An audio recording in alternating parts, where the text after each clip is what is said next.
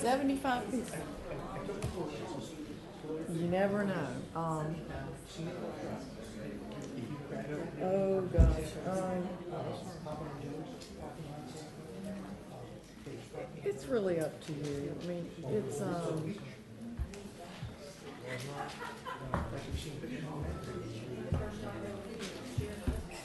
yeah, I'd go last. Yeah, because you can wrap things up and be real funny. Yes, the resolution for the 75 people, the most we've ever arrested in one day. You're right. Is the resolution in there? Oh, I know. Oh, well, listen, these people. 6, I don't remember seeing it in there. And they couldn't afford it too long. Come to order, please. Welcome everybody to the March 11th, 2014 Board of County Commissioners meeting. If you have any electronic devices, I ask you to silence them or turn them off. And Ms. Sarah, would you mind doing the invocation and pledge?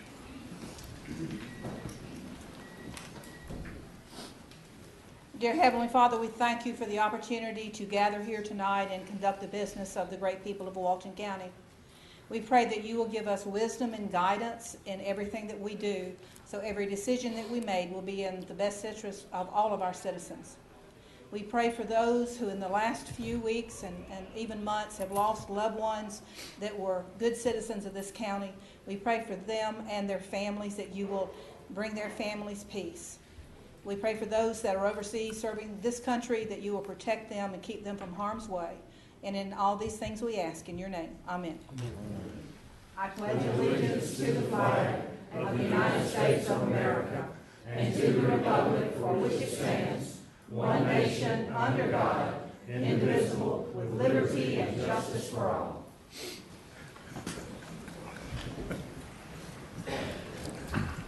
Before we get into the meeting, I failed to recognize at the last board meeting Paxton High School girls, Lady Bobcats, being the state champion in the field of basketball, and congratulations to them and the school.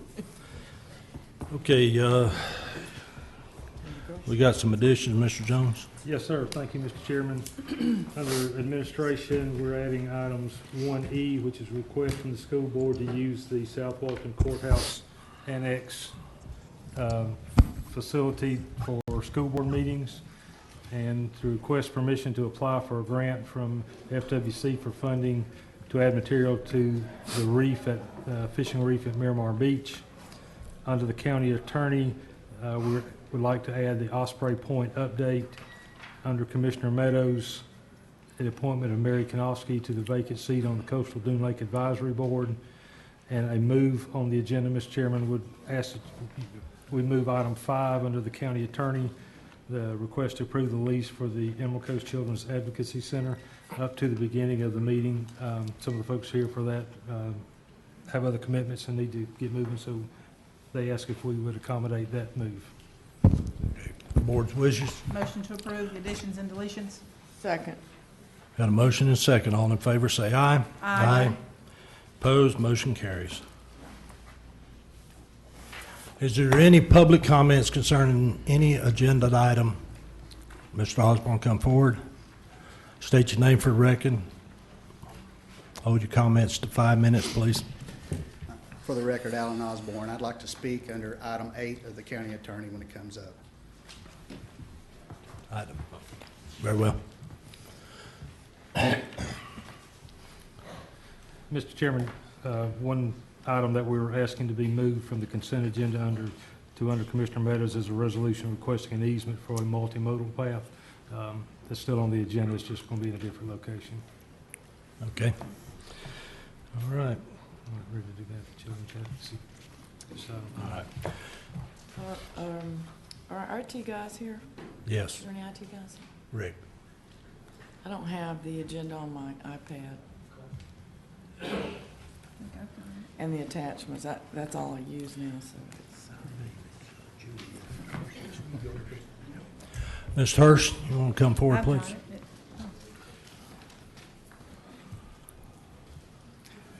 State your name for the record, please.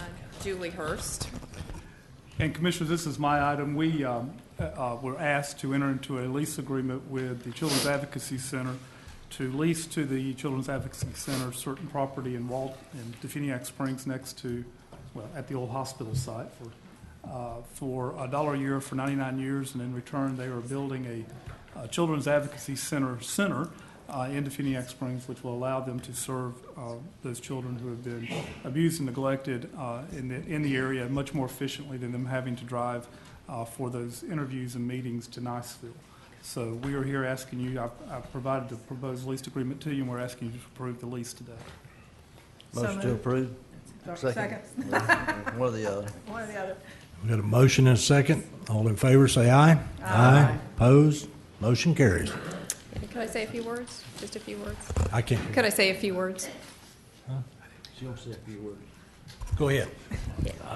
Well, I'm really excited today because, you know, with the stroke of a pen, we're going to make a difference in the lives of abused children here in Walton County, and it's because of all of you, and it's going to be the best system of care for these kids. And so today really starts that journey to start the building process and make it happen for this community. So on behalf of all of them, thank you all very, very much. And before Ms. Hurst sits down, the next item is a resolution dealing with National Child Abuse Awareness Month. Is that correct? Mm-hmm. If you want to go ahead and do that while she's here, that might not be a bad idea as well. Motion to approve. Second. A motion and a second. All in favor, say aye. Aye. Opposed? Motion carries. Thank you all very, very much. Welcome. Thank you. Thank you. All right, we need to, Mr. Chairman, could we possibly have her sign the document here, make it official, and take a picture of it? if it's available. Thank you.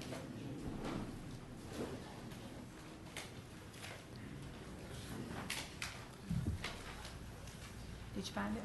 Could you use mine if you? Okay. Yeah.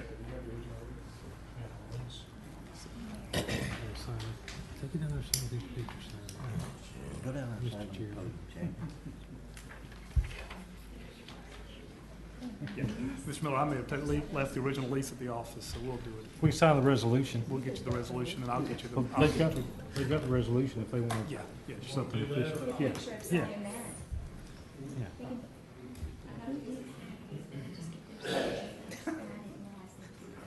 That's fine.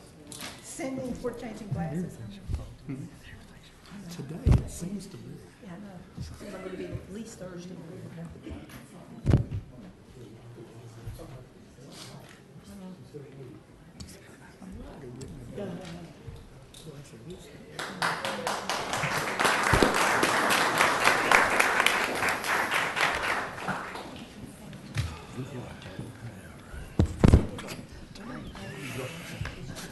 Okay, the consent agenda, approval of the consent agenda is next. So moved. Second. Second, but I have a question. Go ahead. On the one we added about the reef off of Miramar Beach, where is there existing reef off of Miramar Beach? Ask Billy. Mr. McKee, come forward, please. I didn't know either. We just added. Your question, But Mr. that's, Enfield? that's not on the consent agenda, but Oh, it says number 5. I thought that was under admin number 5 on the consent. maybe that's something different one. It says under admin number admin. 1F. I beg your pardon. Excuse me. Second. Hello? Yes? Better? Speak up. My question is, there was one, I thought it was on the consent agenda. It's not consent, is where physically off of Miramar Beach is the existing reef? He'll tell us. We'll get that when we get to that. Okay, consent agenda. I made a motion. You made a motion. Got a motion and a second? All in favor, say aye. Aye. Opposed, motion carries.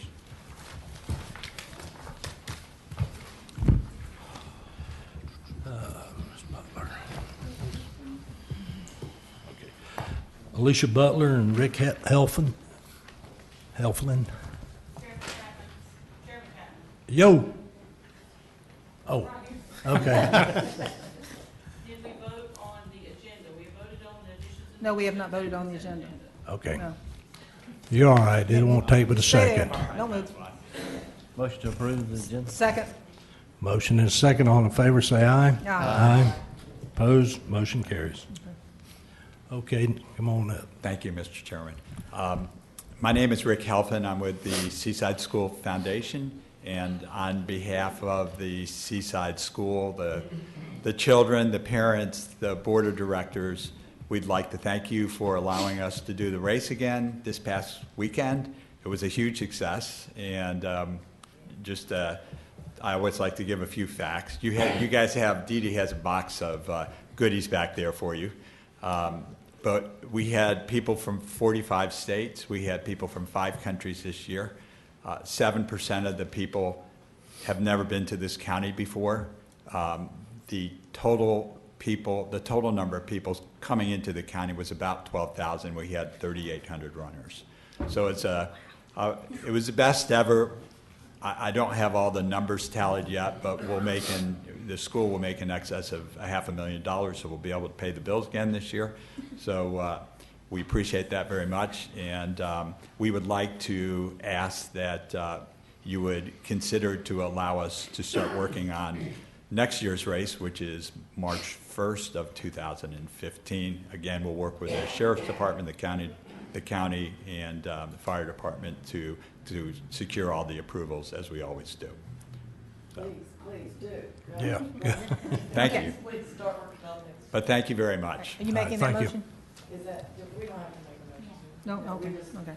Yeah. Perfect. We just need something for, allow us to do it. Thank you. You're welcome. Mr. Jones? Thank you, Mr. Chairman. We're going to begin our portion of the agenda on the Mossy Head Industrial Park. We've got some things we want to show you from Empire Trucks, from Southern Tire Mart, from Mr. Brian Brigman and Mr. Jay Howard. What I thought we would do is move through each of these and then we'll come back and address them. The first we have is a depiction of the Empire Truck facility.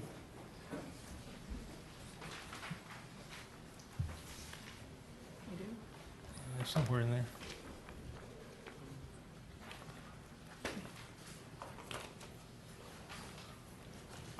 Trust me, we have it here somewhere. That's Mr. Brigman.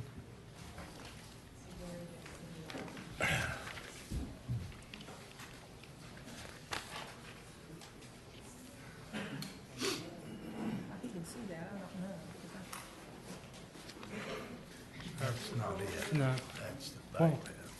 that's fine. While we're working on that, I'll just kind of tell you where we are. We've had extensive discussions with Empire Trucks and the folks at Southern Tire Mart.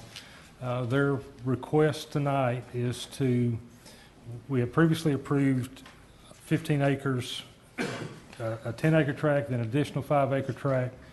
And they have partnered with Southern Tire Mart and really put a lot of work into what their total needs are between the two of them. So the request tonight is from Empire Trucks to increase by their purchase of property by another 2 acres under the same terms and conditions of the previous offer, which is 20,000 an acre and we clear the land. And then Southern Tire Mart intends to co-locate on that 17-acre parcel. So it'll be one land transaction and they will actually work together. And what you see there is a depiction of the Empire location in the red, along with the Southern Tire Mart behind it. So we'll come back to that shortly. And Rick, if you can find that flyover video, that'd be great. So we got something very interesting. I'm sorry? Yes. They did a great job with preparing this, and I want us to see that. So that will be 17 acres of approximately that 30-acre parcel on the west side of State Road 285. If you recall, at the last board meeting, we entertained, here we go. This shows you the Empire Truck facility.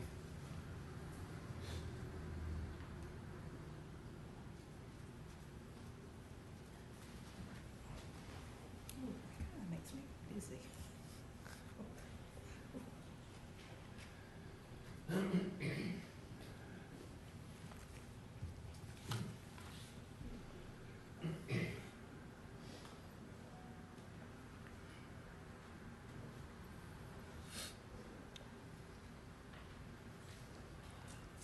due to the nature of their facility,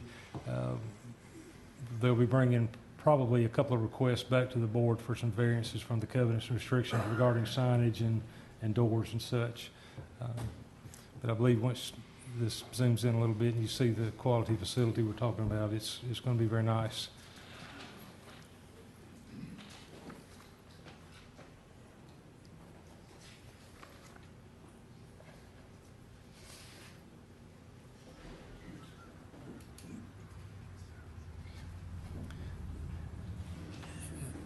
Mr. Wells, that's just about 14,000 square feet, is that? 18,000 square feet facility. $4 million. They intend to invest there.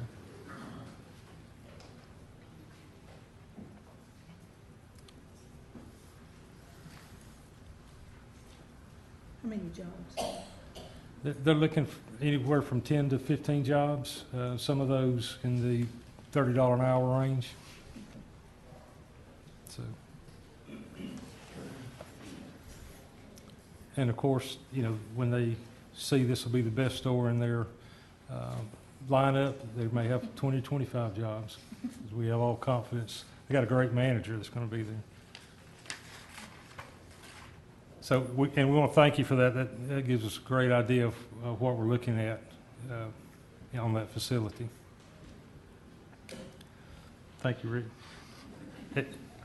If you recall, at the last meeting, we had a proposal from Mr. Brian Brigman regarding a truck sales facility to the west of Empire, and you asked us to move forward with Empire and find out what their total needs are. With that 17 acres, there is about 13 acres remaining. We've had a lot of discussion with Mr. Brigman and his agent, Mr. Ewell, regarding what the expectations of this board would be, and told him based on the conversation of the last board that an offer of $20,000 an acre would be the minimum that the board would consider net of any commission, which would be his responsibility to pay. Mr. Brigman is here today, and we'll ask him to address those as we move forward. He has shown us a layout of what he intends to do, which is about a 10,000 square foot building built to these type standards. If you recall, we had these photographs at the last meeting. Part of my discussion with Mr. Brigman would be that the board would sign off on any renderings of a facility before we begin any construction to assure we do have a complementary facility with the other projects going on there. Mr. Jay Howard is here with us today. Mr. Howard, we've talked extensively with him about a number of projects within the park, and he's looking for a 50-acre tract that is on the other side of State Road 285. So once we deal with these, we'll come back and talk about what Mr. Howard is looking to do. So, Rick, if you'll just leave that 50-acre depiction up. So, Mr. Bill Wells and Keith Snow are here from Empire Trucks. If you have any questions for them, their offer to us is for an additional 2 acres of land under the same terms and conditions that we had previously approved the first 15 acres. The intent, and we have the layouts, is to co-locate the Empire Truck Facility, which you just saw, with the Southern Tire Mart facility. We have some representatives from Southern Tire Mart here if you have any questions of them. Staff recommends that you approve this request, and we begin moving forward with both of those projects. Get started with motion to approve. And Commissioners, again, the motion has to be conditioned upon the county's compliance with Section 125.35. With that stipulation. Thank you. I'll second the motion. Got a motion and a second. All in favor? Say aye. Aye. Opposed? Motion carries. Okay, thank you. To the Empire folks and the Southern Tire Mart folks, we look forward to getting to work with you guys and doing whatever we need to do to make your operation a success. We really appreciate your efforts and your interest in Walton County. Mr. Chairman, from the next item would be Mr. Brian Brigman's offer. Again, had some conversation with Mr. Brigman. He's here, and there are 13 acres available to the west of the 17 we just agreed to sell to Empire. I've explained to Mr. Brigman that we would anticipate a $20,000 offer with a condition that we begin construction over a reasonable time period to be covered in the contract, but probably not less than a year. and that any depictions of his project would be approved by this board prior to any construction. Mr. Brigham's here if you've got, want to address any of those and tell us what your position is. Mr. Jones, quick question. Yes, You said sir. not less than a year or not more than a year to start? Not more than a year. Okay. Yeah, within a year, whichever one that Okay. is. Yeah. I'm Steve Ewell with Andrews and Arnstorff and Brian Brickman. And he has agreed to meet the 20,000 per acre with him paying any commissions. I'm sorry, Minister, I can barely hear you, sweetie. Would you speak a little louder? With the buyer paying the real estate commissions. I believe that the county has a survey that they will provide, or will do a survey for us Right. on the 13 acres, or on the 10 acres. Right. And he will start within a year of construction. He is still asking for 60 days due diligence, and then close within 30 days after the end of that period. That's reasonable. And he would also like to have a 60-day option on the remaining 3 acres at this price. Yeah, I think that's certainly a reasonable request, but keep in mind what we went through to get here, so if you want to buy it, let us know what you're going to use it for, and, give us some good opportunity to make those decisions. And what time frame? In like 60, 90 days? When will you think you'll know, sir? 60 days. 60-day 60 option days, okay. 60 days from today? from the effective date. Okay. Yes. Okay. Motion to approve their offer with the stipulation of council to provide Whatever that number is. That we comply with comply that section compliance. 125.35 Florida statute. Could you explain to us what that is? We essentially have to publish a notice in the paper saying that there's been an offer made for this amount for this piece of property. For a specific use? For specific use, that's correct. We'll keep the state happy. Have we got a motion? Have we got a second? I'll second. Okay, motion is second. All in favor, say aye. Aye. Opposed? Motion carries. Thank you. Thank you, gentlemen. Mr. Jay Howard is here with us tonight. Mr. Chairman, again, we've had a lot of discussion with Mr. Howard over the last month or two regarding Mossy Head and Mossy Head Industrial Park and what he would like to see there. Initially, Mr. Howard was interested in 63 acres, 13 of it being the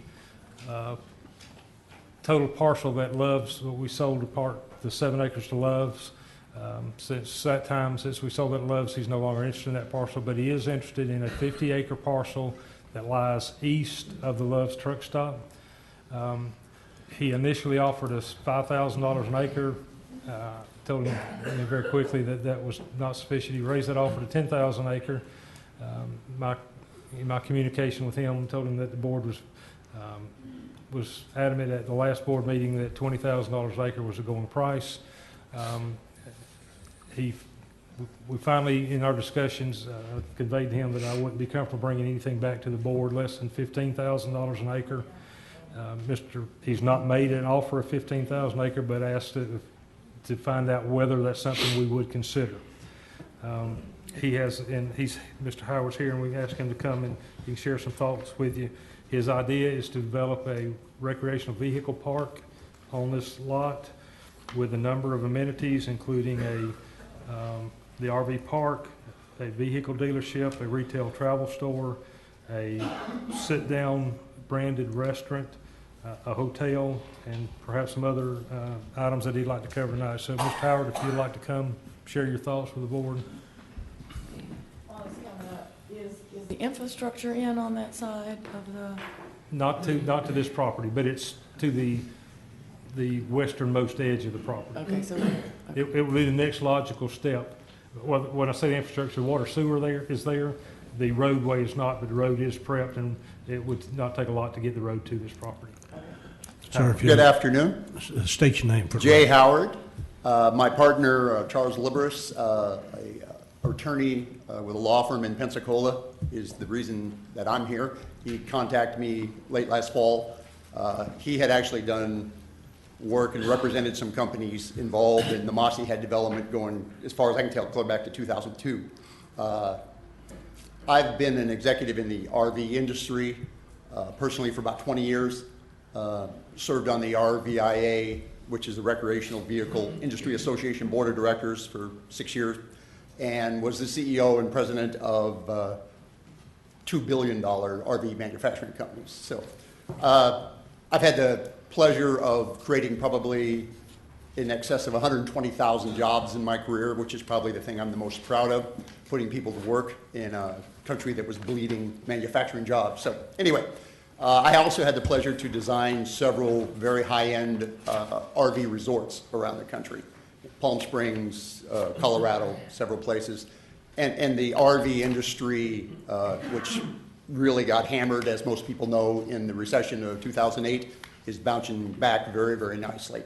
Your site obviously has great interest from the RV perspective, as it's a main artery going east and west to snowbirds and Florida, Oklahoma, so on and so forth. So we feel it's a very, very good site to base a very large commercial RV resort you're looking at, or we're looking at 200 spots.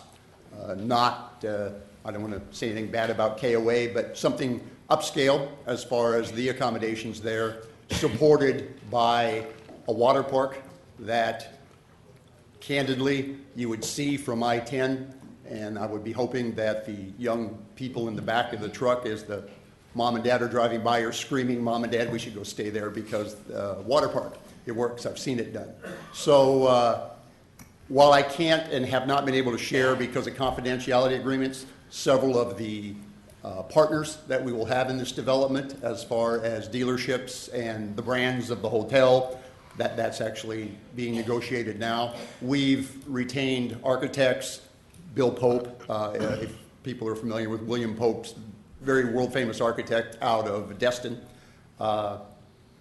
We're excited about the possibility. Our original offer, I understand you've had success, and that's good. And we'd like to start our land purchase as economically as we can, but I understand it has to be market rate, and I look forward to hearing from you folks what will get this done. Answer any questions anybody's got. Any questions? How many jobs do you anticipate creating when this is all done? Number one. Number two, how long is all this going to take? 160 roughly jobs that I can see at this point in time, with 20% of them being management positions.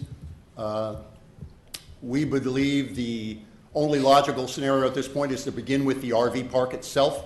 That's what will create the demand for all of the other facilities that we put in. We would intend to be moving dirt and breaking ground within 5 months.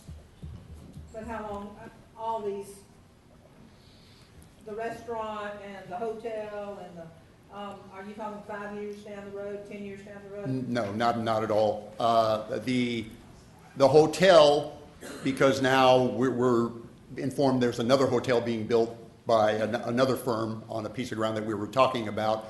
That's going to be a little bit of a, let's see what demand characteristics are in that particular. The dealership is, and again, I can't get very specific with that because of competition scenarios. That's ready to go at this point in time. It's a cookie cutter design, a large service operation that goes through that, and you're looking at $45 an hour jobs in the RV service tech industry.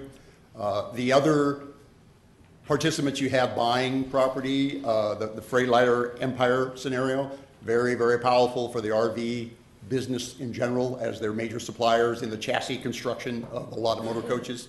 So Dixie RV across the street, there's a lot of good synergies beginning there that will prompt a rapid development cycle from us. We have a due diligence requirement in our offer when we hopefully are able to reach a price that's agreeable with everyone.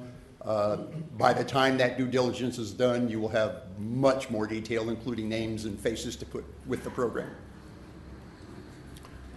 My question would be, what about sewer capacity, and what would the county need to do to support this kind of a development? Build the new sewage treatment facility, which we're in the board gave us Process to of- go ahead yeah. and move forward at the Okay. last meeting. So that Okay. would be, and water's Okay. there, all the other utilities Okay. are there, just be the sewer capacity, and that's Okay. in the process of moving forward. Okay, in the power. And how long do people typically stay at an RV park? The nicer the park, the longer they stay, the more amenities provided at the park. We would intend, as an example, to do something unusual. We'd have a concierge service there, which would be everything that the commission can tell me is available for people to consume, as far as I know, golf across the highway and so on and so forth. That's the job of the concierge service, to promote the area. The more we can entertain them, the longer they will stay. The average in Florida is 5 days. Okay. Okay. Aside from the investment in land, within 2 years, what do you see as the investment in all the facilities that'll be there within 2 years? And that doesn't include the hotel. $20 million.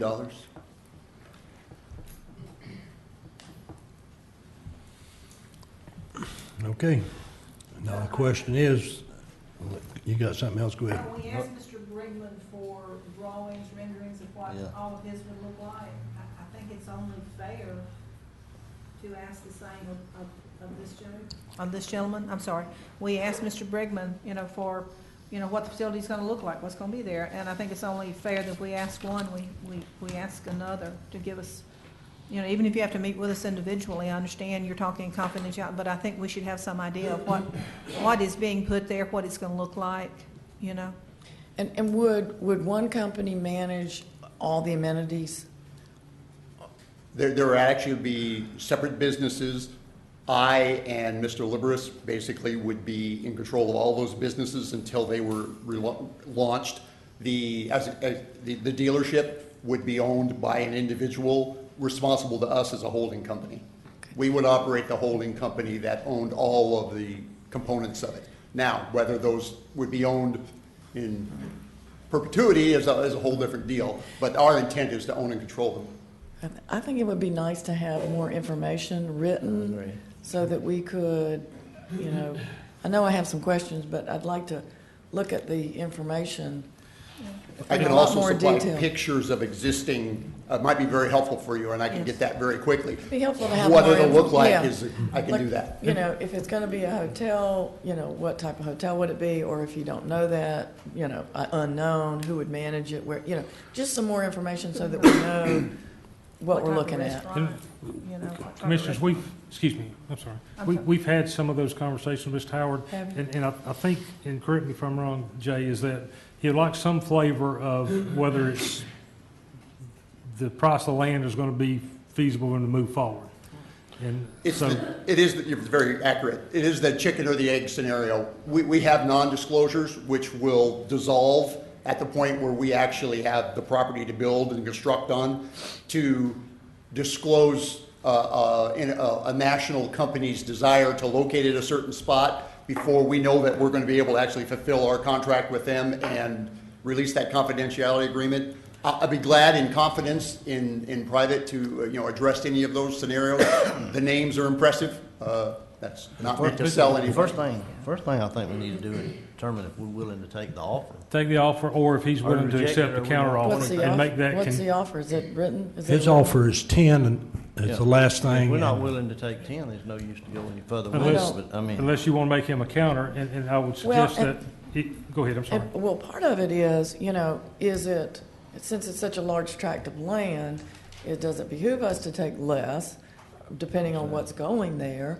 So it's kind of, I understand. I couldn't, I would say the appraisal's 20,000, I would, want to start at 20,000, but if there are other circumstances, like if, like I said before, if Google wants to locate here, we might, think about, making some adjustments, but, so I don't have enough information, but Okay. at first blush, I would say 10 is not, something that I'm interested in right off Right. the bat. So, I agree. would, Mr. Howard, you be amenable to setting appointments with commissioners and sit down individually with them? I would be in the more next than week happy to to. 10 days, so we could address this again at the next board meeting? I will be around and be very, very pleased to sit down and visit with you. And what we're hoping, when we first had our meetings, the development has changed somewhat since then. And what we'd be hoping for and very open to would be a counter. What gets this done with the commission? So Let me interject one thing. I don't have any problem, Mr. Brigman, meeting with individual commissioners, but he can't negotiate prices with guys, okay? Right. So make sure. again, we would like to get a counter if that is something within the commission's interest and power to do. Another thing too, since this is a 50, 60 acre project, we wouldn't necessarily be clearing it for them, I mean, because I'm sure they would want to leave some trees. Yeah, I think in his scenario, clearing he would probably prefer doing that himself to make sure he gets the configuration he's looking for. And some of the trees are something we'd like to keep. Yeah. Okay. So, Well, I'm just wondering if, at this stage of the game, if Mr. Howard needs to have an idea, well, before he wants to meet with us, as to what it's going to be, the minimum that we're going to ask him to pay, and whether he wants to even go through this exercise, if he isn't going to be able, he doesn't want to accept that.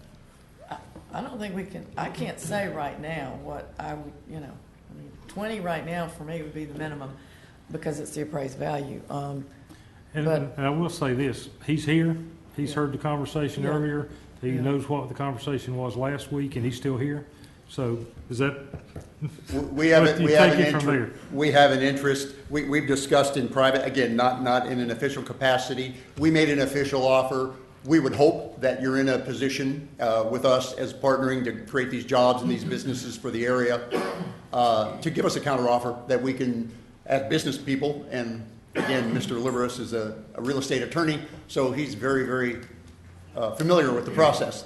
And we want to pay fair market value for this, and hopefully the value that we are bringing that makes it, it's not Google, but it's significant jobs. And more important than that, in the long run, is tremendous amount of discretionary income that these people bring to them when they're $500,000 RVs when they come and park. So I look forward to any additional conversation. We are quite interested. Well, Mr. Chairman, if we're going to talk about pursuing this and we're sitting at 20 with these other offers, let's at least make a counter of 20 and then say, come back and talk to us about what all these plans are, but we've at least given him an idea of what and 20 is consistent with what we've been selling other parcels for. right, and, That would be my recommendation, is set a figure of 20. Yeah, I would, if we want to do something tonight, I would say minimum 20. contingent upon the confirmation of the things we've discussed and the comfort level, and confirm that at the next board meeting? But for discussion purposes, so that the commissioners can meet with them and have an idea of what would be expected from them to come in the way of an offer, and with them coming in and telling us what it is, and it's, I mean, I've seen the proposal, so and I've got probably a better advantage than the other commissioners, but you want a figure to start with? We'll start with 20. That'd be my motion, is to go back with 20. I'll second the motion. Okay, got a motion and a second. All in favor, say aye. Aye. Opposed? Motion carries. With, again, obviously, the same condition. I appreciate it. Thank you very, very much for your time. Look forward to talking with you. Thank you. Mr. Jones, continue. Thank you, Mr. Chairman. Next item on the agenda, we're requesting board approval to move one fully funded, unutilized FTE from county administration to code enforcement to provide for an additional code officer. We asked Mr. Dice for some thoughts on what that would do for the code enforcement department, and that's included in your packet. We think it's an opportunity to take advantage of a position that we're not going to be utilizing in administration and facilitate enhancing our code compliance and efforts by moving that FTE to code enforcement. So we would recommend you approve that. So moved. Second. Got a motion and a second. All in favor, say aye. Aye. Opposed? Motion carries. Thank you, Mr. Chairman. The next item, in an effort to facilitate moving the renovation of the bunker facility forward, we're asking you to approve to allow us to work with Preble Rish and utilize them through their continuing service agreement for some mechanical, electrical equipment, and plumbing subcontractors that we need into the facility, and this is the easiest and most expeditious way to get this work done is to utilize one of our consulting engineers. Preble Rish has agreed to do that for us, so we would recommend approval. So moved. Second. For discussion, go ahead. I got a question. I've seen the layout that's in here, and having been on the other side of the table when these were up and functioning, We can't hear you. my apologies. When I was on the other side of the table and we had the activation of the EOC, the configuration to provide information to the people that were staffing it and to facilitate the communication among them, it seems like there's an awful lot of still private offices that are in this thing and not the larger area needed to facilitate the discussion. Is this a fixed No, thing sir. that we've got here? No, sir. We can make whatever adjustments we choose to. Actually, Preble Rich did this design for the sheriff's office. We have made some slight modifications with our emergency management folks in getting to this configuration, but if there's ideas that we'd like to have considered, we certainly can. Well, I could just say from having staffed this thing and been in there, the more room that you've got for the bullpen area, if you will, for people to be able to communicate with one another and to carry on. I realize you do need some private offices to handle with regard to the media, to get the updates with the Weather Bureau and all that kind of good stuff, but I would kind of like to see more open space and less of the individual offices in there, and I didn't want to get too far down the road before we say, well, let's go ahead, and then all of a sudden, let's make change orders. I don't want to do that. Okay. I've been out there, and it's actually bigger than it looks, but I do think that we could move, well, one of those walls we can't move, but some of the, maybe stuff in the back, move it some. That wall is pretty much can't be moved. Yeah, that center wall is load bearing. Yeah, that's load bearing, so we can't move that wall. We'll get out there, we'll get out and visit with you and see what your thoughts are. Got a motion and a second. All in favor, say aye. Aye. Opposed, motion carries. Thank you, Mr. Chairman. Next item is regarding proposals from Neighbors Giblin and Nickerson and Government Services Group. We had discussion at our last board meeting regarding utilizing the tax increment financing for some improvements along County Road 30A.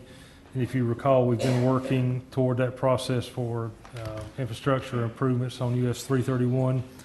We're to the point in both of them where we need some professional to come in and kind of guide us through what the best means and methods of attaining those funding options are.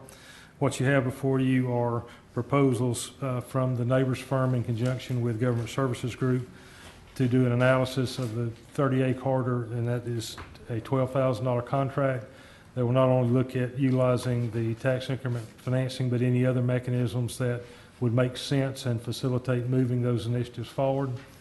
The other is for the 331 corridor initiative, and specifically for tax increment financing, but also if there's other mechanisms there that may make more sense, so let's look at those as well. And specifically on 331 to get us in a position to move forward with the tax increment financing district. And we recommend approval of both. Will that take two motions? Since it's two? Yeah. Okay. One of the questions I asked Mr. Jones when we looked at this was, why is we're using GSG, why is Neighbors Giblin involved as well? I mean, why do we have to pay them to?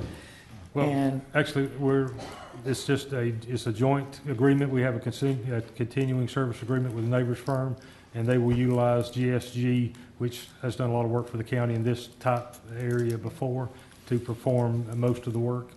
But the contract will be with the Neighbors firm, who will coordinate with Government Services Group. Yeah, that was just what I wanted to clarify Okay. for the public. Okay. Motion to approve, do we need to approve each one? You can do them together or individually. Okay, I'll move that we approve the one for 30A. Second. Got a motion and a second. All in favor, say aye. Aye. Opposed, motion carries. I make a motion that we approve the one for 331. Second. Got a motion and a second. All in favor, say aye. Aye. Opposed, motion carries. Thank you, Mr. Chairman. Commissioners, you may recall at the last board meeting, we awarded the primary fuel supplier bid. And we Skipped one. I did that. Code enforcement officer? I did code enforcement. We did that? Skipped What one. is it? Should be on E. School board. You got more. Should be on E. I don't have a school board. You don't have it? You want me to do it for you? Yeah, I can do that. Code Do that. enforcement? You got it? Yeah, you gotta go to this. Neighbors Giblin. Thank you. I don't have it. Okay, we have a request from Ms. Carleen Anderson, Superintendent of Schools, on behalf of their school board, to use the South Walton area here, annex, to hold their meetings. Ms. Carleen, would you expound upon that, please? A little bit. Thank you. Some time ago, earlier in the school year, I found a need to locate my office down here, so I went to the conference room at South Walton High School and just kind of took over their conference room. That was in an effort to make myself more available at least one day a week for people who didn't want to drive to Defuniak to see me. They could at least schedule, if it could be a wait until a Monday or a Friday when I'm down here. So it's only prudent that the board begin to consider the same things, and in our board meeting on March 4th, the board did vote to move their second board meeting of each month to the south end, and they're hoping to ask you to use your Board of County Commissioners meeting room here. Also the facilities, not just the facility in the meeting room, but the also audio equipment, your Wi-Fi, and video capabilities. And they're asking this for an ongoing for the rest of this school year, and hopefully from there on. That would be the third Tuesday. Third Tuesday. I will remind the board that we approved utilizing this room on the third Tuesday in the event we have an extraordinarily long planning agenda. We've not used it yet, so if any approval, I would ask that it's subject to the fact that you will not be using it. What time are you using? They're scheduled for 5 o'clock. We reorganize, the board reorganizes every November. They can reset that date and time. But at this time they've asked, and it was approved on the 4th, to ask you to use it beginning at 5 o'clock. Okay. What arrangements have you made for security? I've had Mr. Henry Martin, which is our Technology Information Officer, and my assistant, Ms. Tony Norman, they're here tonight. And of course, we've been looking at what we have been provided with information from you, or your personnel, that there's a bailiff cost and we have an SRD cost. The bailiff, I understand, is about $50 minimum for one, and then an SRD for us is about $50 the same. And those both would be your costs? That's up to this board. We, according to our board. You want to take a guess? According to our board, I'm just supposed to ask. Our board is asking you to consider this and to provide a cost to us that I can take back to them. Could I ask, are you know, we are televising our meetings now, even as we speak. Are you planning to do the same? If the cost is right. Okay, because, I mean, I would Again. ask, would you have to use our personnel, or would you train your Mr. personnel? Martin, back in the back, Mr. Okay. Martin, has been working with your personnel today, and it depends on how our equipment meshes with yours as far as our agenda software, your agenda software, that video streaming. So that would be up to them to make those technical decisions. But I think the board is interested in all the video streaming videos that you have here, as well as the Wi-Fi. Ms. Anderson, we're looking at a cost. When would you anticipate beginning, or is there a particular date? And my thought is, it may be better that if give us a couple of weeks to sit down with Ms. Anderson, our folks, get with her folks, and really nail down what it is they're looking for, and we can probably better come back with the cost. The board wanted to begin April 15th. That is our second board meeting in April 15th. And I meet with the board. Our next board meeting is April 1st in Defuniak Springs office. So if there's any way I could have that kind of information by the 1st, I could take it back to our board. Yeah, let's get together and get our tech guys with your tech guys, and our guys with your guys. My work tech that guy. out, and we'll and we we'll can come bring it back back at in our, the next meeting, 25th, 25th, yeah. So we'll have it by the 1st. We'll have it by the 1st, okay? And I'll be speaking with you, Mr. Jones. Yes, ma'am. Thank you, commissioners. Thank you. So much. Thank you, Mr. Jones. Thank you, Ms. Yes, Anderson. ma'am. This is the one about the, Which one are we on now? we're on Miramar Beach, the added material. What about the fuel? Huh? We'll have that later. Mr. McKee, Billy, can you come forward? I'll let you take it. Explain that, please. He's lost his paper. 3 miles off of Miramar Beach approximately, we have a reef site permitted back in 1997 actually.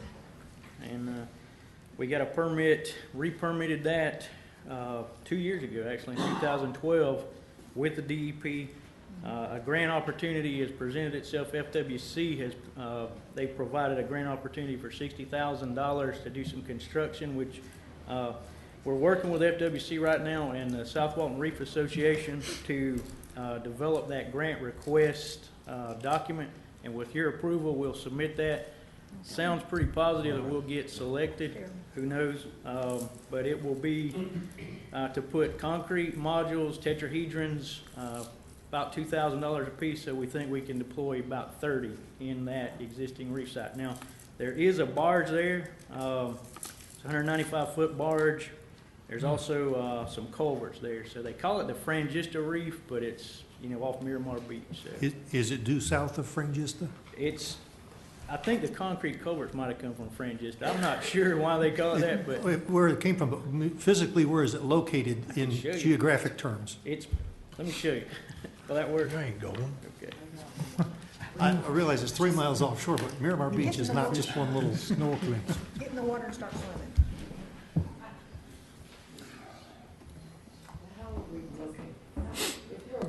If you're a boater, how are you located? The coordinates are available. Actually, we need to probably put those on our webpage. Give me a landmark. Here you go. Here you go. Stewart Lake. Here you go. There you go. Tom, and drive out. He's still worried about it. He ain't got a boat. Here you go fishing. I've got it. West of Silver Sands. due south of Silver Sands and west of, I'd say, Edgewater condos. Just a little bit. A little bit west of Edgewater condos. Okay, what's the wishes of the board? Motion approved. Second. Motion is second. All in favor say aye. Aye. Opposed, motion carried. Back to the fuel. Well, yes, that's next. All right, thank you. Are we back on schedule yet? Yes. You interrupted me. We're requesting that we approve RETIF as the alternate fuel supplier. We approved the primary fuel supplier at the last meeting, and we told you we would bring back this as an alternate in case there's some disruption of service with the primary supplier, so we recommend they were the number 2 bidder in the bid process. Motion to approve. Second. Motion is second. All in favor say aye. Aye. Opposed, motion carries. Next item, Mr. Chairman, is regarding County Road 395 and US 98 intersection improvements. Staff was asked to look at this intersection and perhaps do a analysis of what improvements would be warranted. We worked with Joe Poole, who is the traffic consultant, to do that analysis, and the determination was that a southbound free flow right turn lane on County Road 395 an exclusive left turn lane on 395 will relieve some operational issues. The project is here before you for your approval. It's about a $271,000 proposition, which will be paid for by prop share money. Recognize it's probably the first time you've seen it, but with your approval, we would move it forward. And it's been on the radar, I think, for quite a while. Yeah. And for all the people who line up here at 395, including me, who did tonight to come to the meeting, thank you. And I make a motion that we approve it. Second. I've got a motion and a second. All in favor say aye. Aye. Opposed, motion carries. we will bring back the appropriate public hearings for moving those funds from the prop share account. Okay. Mr. McKee's going to give us an update on the Beaver Lake Dam project. Say that 3 times fast. I couldn't say it once slow. Mr. McKee? Yes, sir. Last meeting, Mr. Infeld asked we to come back and give an update on the Beaver Lake Dam issue. We contacted Water Management District. Water Management came out and evaluated the dam. They made some recommendations in a report. Hopefully that's in your packet. Essentially, they they've determined that the riser system, the pipe system through the lake is faulty, and it needs to be replaced through a engineer design, permit, and construction. We made contact with Mr. Bellensoff, the gentleman that came forward, provided him a copy of that report, talked with him. We also talked with another resident, Ms. Shannon Gunter, and we informed them of the findings of that report. Both of them expressed the same thing to me, that they don't have the money to fix it, and they want the county to participate in the cost. So, Can't the county can certainly assist them in an MSBU? Well, they have the possibility of, if they can get their homeowners together, of getting an MSBU put together. But I think on at least 2 previous occasions, the board has approved we would help them with get their permit together.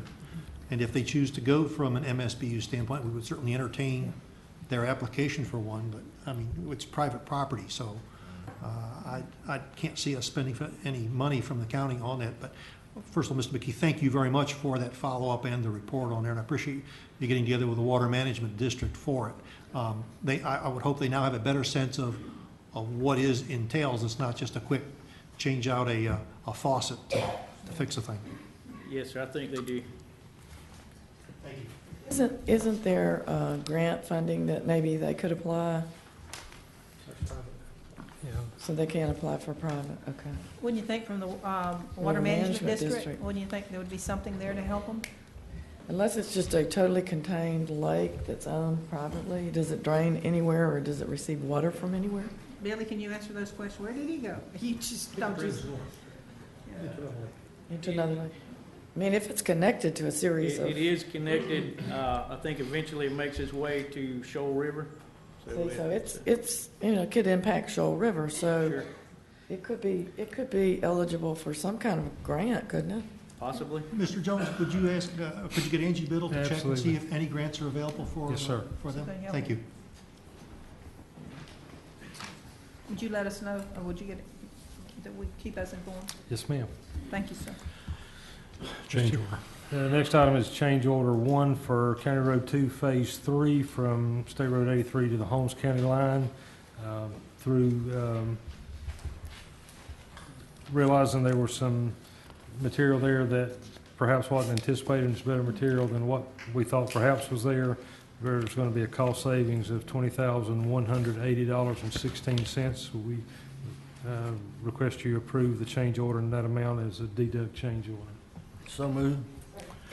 Motion and a second. All in favor, say aye. Aye. Opposed, motion carries. Mr. Chairman, if you recall, some weeks back, we brought a resolution and you approved to amend the fees for the planning department. In that process, we did not include fees for sector plans or DSAP reviews, which are part of sector plans and the engineering associated with them. We're anticipating a submittal of a sector plan from St. Joe in the near future. We would request that you amend that resolution to include the attached fees for the sector plans, the DSAPs, and the engineering reviews for both. So moved. Motion and a second. All in favor, say aye. Aye. Motion carries. Mr. Bagby. Mr. Chairman, Commissioners, the first item we have on the agenda is a request to approve the 2014 agreement between Choctawhatchee Basin Alliance, Northwest Florida State College, and the TDC. There is one change. I believe Mr. Imfeld caught the typo. I don't know if y'all all got the corrected copy, but there was on page 2, it's not $11,952 per payment, it's $11,925. We would just ask that you approve that. So moved. Second. Motion and a second. All in favor, say aye. Aye. Motion carries.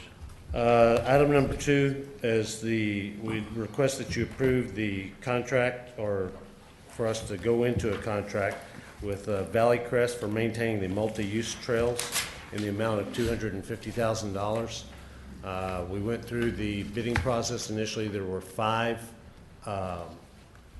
bidders. 2 didn't meet the RFP requirements, multiple, but primarily The first thing that popped out is they didn't have the requisite experience that was required under the RFP. We interviewed 3 of the firms, the top 3 firms. All 3, Mr. Alford, Mr. Self, and myself, rated Valley Crest number 1, rated Shipes number 2, and rated Southeastern number 3. And I'm prepared to answer any questions you have about the bid or the bidding process, and why those, at least from my part, I can answer why they were ranked in that order. And I've got Mr. Sell here tonight also. Any questions? Mr. Chairman, before you go forward, under our current purchasing policy, to award any bid to someone who is not the lowest bidder, the finance officer has to prepare a letter to Mr. Jones, which has been done. I've included it or given a copy to the clerk to make part of the minutes, and I think you guys have received a copy earlier. And Why are these bids, why are they so, All over the place. why are they, they go from, 113 to 396. 396. How do they get, I don't understand how they get there. How did they get to that point? Commissioner, I wish I could answer that question, and that came up in the interviews, because my personal opinion is they might not have clearly understood our expectation, although the scope of work, I think, is about 8 pages long in the RFP. So we tried to detail, you have to pick up all the litter of a section before you mow it. You have to mow it once a week. It can't be more than 3 inches high. You can't cut more than 1/3 of the blade of grass, so you may have to mow it twice if it rains and you didn't get back there in time. And then you have to edge it with a mechanical edger the entire length after you mow it, and then you have to blow it. And then the 113,000 bid, to be honest with you, it's a very reputable firm. I know of them, and but they gave us 3 options, which I didn't quite understand either. But in their base option, they had one person, 1 day a week for 7 hours, taking care of the scenic Gulf Scenic 98, and that's a 3-mile long section right there. One person to pick up all the trash. Now, some of that area is covered in maintenance agreements with condos and homeowners associations or whatever, but you still have to go the entire 3 miles distance. And for one person, 1 day a week for 7 hours that one day to pick up all the trash, mow all the grass, edge, and we're not talking the entire right-of-way, we're only talking the bike path side of the right-of-way, but still, that's one side of the road for 3 miles, and do all the tasks that were required in the scope of work. That I didn't feel that was a. Well, do we have a pre-bid conference? We did. And they didn't understand? One of the things on this too is I don't think anybody really grasps the amount of work that we had a firm before that did work, and they were out there all the time, and I'm sure. If you look at the path now, if you just drive around right now, it's in pretty bad shape, and there's trash all over the place. So it couldn't come at a better time. But I think the fact that this firm has men out there all the time doing private properties and everything, they're out there I see them out there every day doing something. So the fact that they have backup, they have a large volume of work already, and the original budget item was $350,000, so they came in at $250,000. So it is a huge task, and it takes consistency. You can't have a crew that's down 1 week or 2 weeks, or you've got to have the number of people. So I just don't think people realize how much work it really is. It's really nipping and pruning and it's really like yard work on 26 miles of. It is. It's tree circles. It's maintaining clearance on the bike path so that the vegetation stays out of the way of people bicycling up and down the bike path. It's a lot of work, and I think we tried to express that in the scope of work. So all 3 of y'all voted, the 3 people agreed upon the. Yes, ma'am. The top, In the interviews, we interviewed Shipe, Southeastern, and Valley Crest, and on all three evaluation sheets, every single person had Valley Crest number 1, Shipe's number 2, and then Southeastern number 3. I'd like to comment. First of all, I've talked with Mr. Davis. We need to get away from RFPs or Qs. We need, in a situation like this, to have a hard bid. We want you to cut the grass 3 inches. We want you, it needs to be a hard bid rather than this kind of document, I think, and I believe he agrees. We need to start moving to a hard bid. For clarification, obviously the more hard bids the better, in my estimation. Now, there are things that can't be hard bid. Right. We were just talking about the emergency billing contract with the for ambulances. There's some things that just make it almost impossible to hard bid this. Jim and I talked about this one at some length and went back and forth about whether or not it should be a hard bid and an RFP. And I think in the end he decided in this particular case it would be better to be able to evaluate the firms that way. But yes, ma'am, I absolutely Well, there's just so many nuances, though, when you bid these things. I mean, hard bid, you could get a really good firm with a really good price and find out that they don't have enough people to even do the job. I mean, the good news is the more we do it, and the more we are certain about the scope of services, the easier it is to do a hard bid in the future. That's certainly true. And that's we agree with you completely, Commissioner. And as Mr. Davis said, this is the first time we've been responsible for this, and we didn't know what we didn't know. And so we were learning from all the contractors as much as anything, because we haven't done this. No one in the organization's done this. I mean, I maintained the 1,200 feet of bike path at Rosemary Beach, but that's not 26 miles of bike path in the...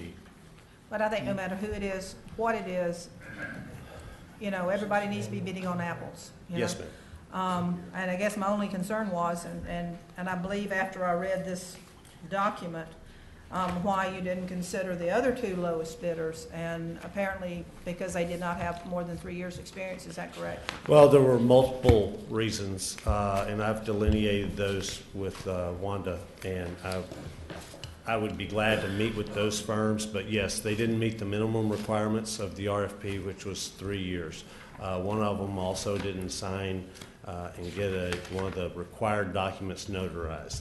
There were multiple reasons on both of the other 2 bidders why they weren't invited to interview. Is this a 1-year contract? Yes, sir. That's right. Is that all? I move that we approve it. Second. We've got a motion and a second. All in favor, say aye. Aye. No. Opposed? That'd be 4-1. Motion carries. The next item on the agenda is the TDC seat selection pursuant to your guidance. The screening committee, which consisted of Commissioner Meadows, myself, and Mr. Sunday, met on the 6th at 10 a.m. at the District 5 office. We reviewed the 13 applicants. All 13 were very good. We had a very good group of folks to select from, but the recommendation, and I'll go by the seats because that's what most folks are familiar with, but we're trying to get away from that. For seat 4, which is what we designated as the large bed tax collector, we're recommending Mr. Gary Brillmeyer, who runs the Hilton. For seat number 5, we're recommending Mr. Kurt Tape, who runs Hibiscus. For seat 6, the management company, we're recommending Ms. Jennifer Frost, who works for Wyndham Vacation Rental by Owner. And I probably messed that up. It's Wyndham is all I know it as. For seat 7, which is the culinary or cultural, we're recommending Mr. Jim Richard from Stinky's Fish Camp. For seat number 8 was the professional. We're recommending Mr. Art Miller. And for seat 9, which is the at-large, they could either be a bed tax collector or they could be a tourism-related position. We're recommending Ms. Pam Avra. And subject to your questions, that's the recommendation of the committee. Any questions? Motion to approve.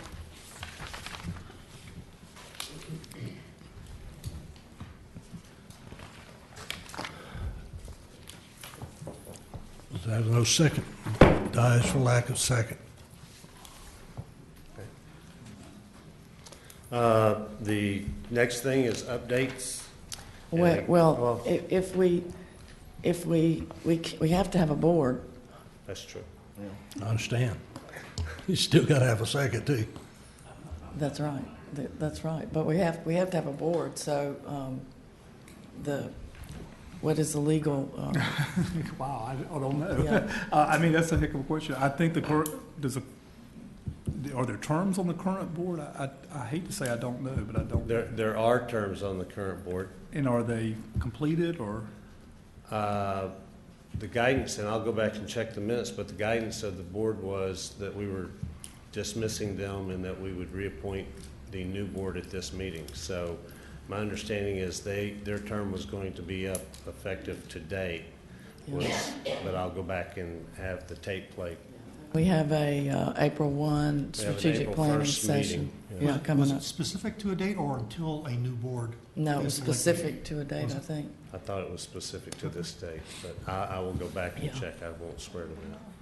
So the board voted, we voted to do that. So, we need, if there's no second, then we need at least something, I would think. If there's two possibilities. The first would be to take the list and make your own appointments, but understanding that you have to meet the criteria for the particular seat.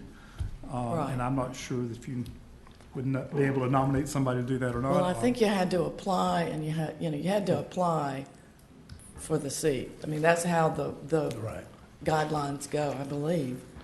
Yes, ma'am. I mean, you have to offer up your name for the seat. The second alternative is, since that motion died for lack of second, is you could have a substitute motion to take each one individually if you chose to do that. And then you could at least have partial board if you choose to do that or not. Okay. Ms. Harris, come forward, please.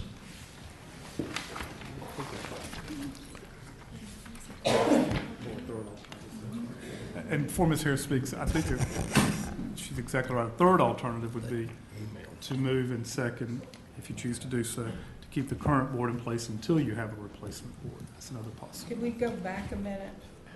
Say it again. Well, that would need some direction as to how to, because right now we're stuck in a quandary where the board has voted to select a new board and to take applications, and we've done so. And then Commissioner Chapman appointed me to serve on that committee. I did so. We met Stan Sunday and came up with this list. So if there's a problem with the list or somebody on the list, I think that we need to know. I mean, Mr. Chairman? Yes. Should I speak? I will second the motion for discussion. I think we can go from there. I reluctantly do so. I was concerned about some things that went on, but I will second the motion. Okay, Ms. Harris. I'm concerned about some things that are going on too. I'm a very large bed tax collector. Edgewater contributes a lot of bed tax to your budget. I'm embarrassed that you have a new TDC director standing up here. Every one of you don't collect a dime of bed tax, I don't think, and you don't pay a dime in bed tax towards the money that is taken in by this. For y'all to sit up here and go against the person that you elected or appointed to run the TDC is an absolute embarrassment. Y'all are in charge of this money. You let the BP gift cards with Dawn be an absolute disaster, and y'all were in charge of seeing that BP money was spent right, and y'all screwed that up, and this is an absolute embarrassment. Ms. Harris, just for matter of correction, there's 3 of us here that was not here during that time. We don't need to get in an argument. But we don't need any more discussion. There were many people on the TDC board that are still on that board right now that did not take care of our money, and those people need to go. Thank you.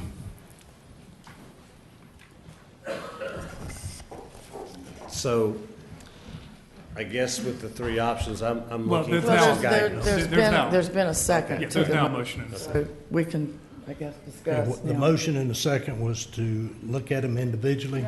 No, the motion, I said let's approve the list, and then she seconded it for discussion. I second it for discussion.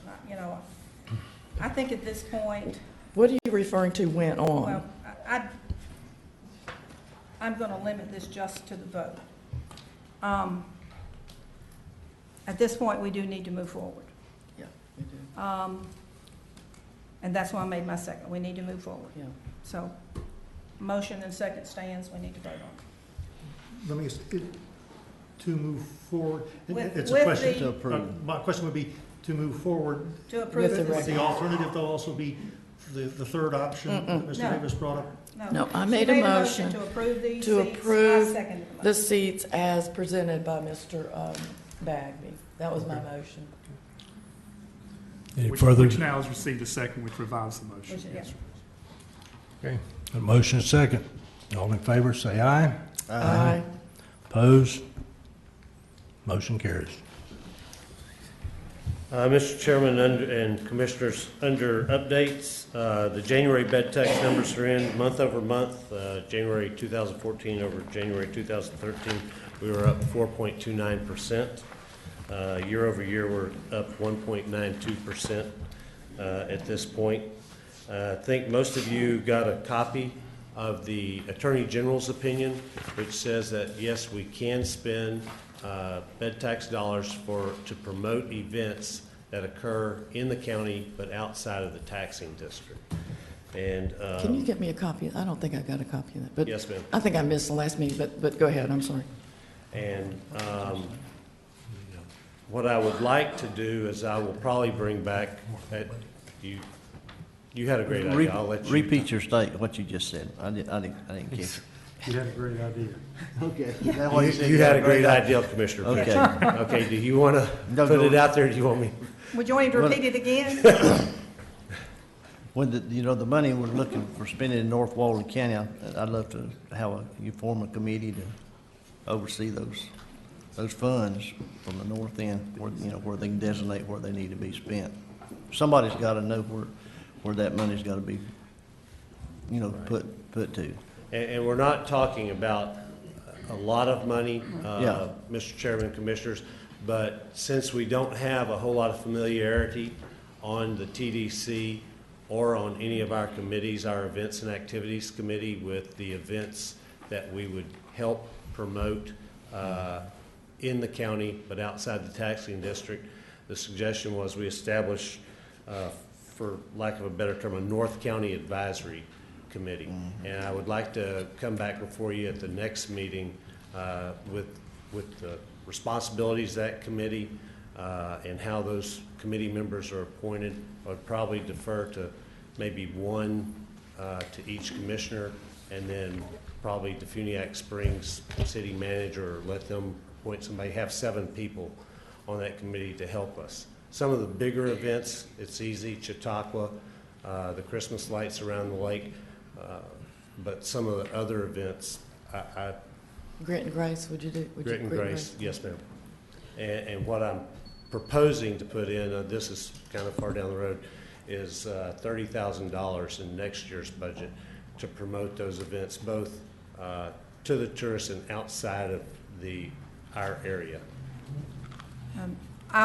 He did have a good idea. I do have to say it on the record, because it would be good to have people who know the nuances, and as we move forward in the years to come, and maybe look at biking trails and all that sort of thing, to have somebody that understands the background and the history, of the north end. So.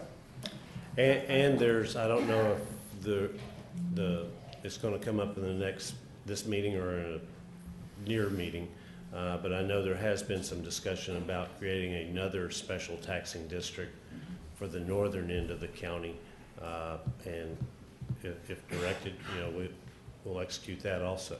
We'll support that, but until such district would get established, we would use this small amount of money to help promote those events.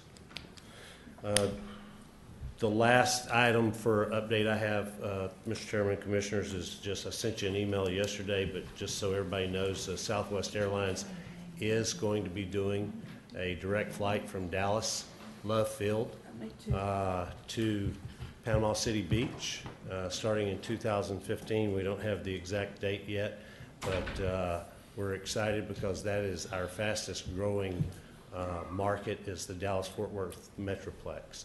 And so that will really be a boom for us. And subject to your questions, that's all I have. Any questions? Thank you, Mr. Bagley. Yes, sir.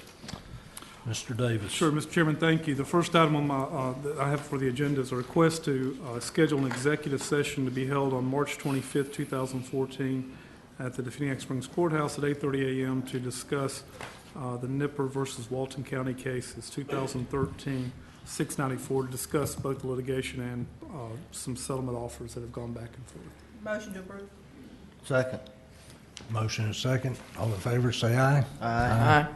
Opposed, motion carried. The second item I have, Commissioners, is I have submitted to you in a draft, and let me underline that word, a draft noise ordinance, and ask you to provide comments back to me. After more meetings than I care to number with the Walton County Sheriff's Department, we came up with this draft. We were shooting for 3 goals. One was simplicity. The second was enforceability, and the third was effectiveness. We wanted something that we could have our law enforcement folks enforce and the enforcement be effective to reduce the problems that we know we have. And so all I'm asking you today is to take a look at the draft and provide us back comments, and we can start the process for adoption. You need a motion there? No. Oh. Next item I have on the Just one question. Sure. I've had some people ask, when is the public going to be able to speak on this? Same process we always use, the planning commission and then the adoption hearing. Okay. Yes, ma'am. And commissioners, the sheriff's office has seen that draft for the first time also. We'd like to have our legal counsel review it as well. Absolutely. Yeah, we wanted to make sure everybody had a draft, so we can make comments and add comments. The next item I have is a request to approve the proposed fire services automatic aid agreement with the City of Definiak, Freeport, Liberty Fire District, and Argyle Volunteer Fire Department. This is the agreement that allows those departments and our department to come to each other's aid in the case of an emergency. Motion to approve. Second. Second. Motion and second. All in favor, say aye. Aye. Thank you, Commissioner. Motion carries. Next item I have is a request to approve essentially a form contract for us to hire, when needed, an animal control hearing officer. You gave Mr. Jones and myself the ability to essentially find somebody to do that, but we need to be able to present them a contract to negotiate that position, and we'd ask you to approve the form of the contract tonight. So moved. Second. Motion and second. All in favor, say aye. Aye. Opposed, motion carries. Items 5 and 6 have already been taken care of. Item 7 is a request to approve to foreclose a code enforcement lien in case number 2010-640. There are 2 names, Utopia Motocross Park, Inc. and Alan Shane Miller. I'm actually having to do this twice. The way our ordinance is written, I have to have your approval because I work for you, but I also have to have the Code Enforcement Board approve the foreclosure as well, so I'm asking for your approval. And my understanding is the amount of the lien is currently in the neighborhood of $110,000. And the case dates back to what, 2011, is it? This one's actually 2010, I believe. Okay. Yes, ma'am. How do we allow these to get that far? Good question. I don't know if I have We an do answer. not have a mechanism where somebody does not comply with all the different steps, and then we start fining them a day or a week or something. We have nothing that says, they just, it just goes on and on. We just got to have some mechanism, We are working It's not only with, fair to us, but I think it's, unfair, if you want to say, even to the people involved. We need to say, hey, you're $50,000 in debt. You're $100,000, we're Well, working with code staff. And the main thing is the neighbors who've been putting up with the motocross for 4 years. And then there's that, And then they just go, well, I'll just start one myself, What's... We're working on a process to identify the old cases and make sure we know what's still out there. It's And what's involved collectible? I know you told us once that there's some there's things some that that are are just not collectible. simply not collectible. We've had bankruptcies. We've had We've had tax deeds, although I think they survived the tax deed, but that's another issue Could we you- have to fight. Could you bring us a list of Yes, all the ma'am. outstanding, and then we could take a look at it, and maybe we have a cutoff point, like if certain point, That's what I if was they gonna don't say. do it, then then we begin different actions. It automatically comes. Yeah. Thank you. How do we know when it's time to do this? That's where the Well, problem. frankly, this one came up because the activity started again, and we Yeah. started a new code case. But I and mean, we realized- got cases out there and the numbers keep. Well, people complain too. I mean, Yeah. people keep complaining.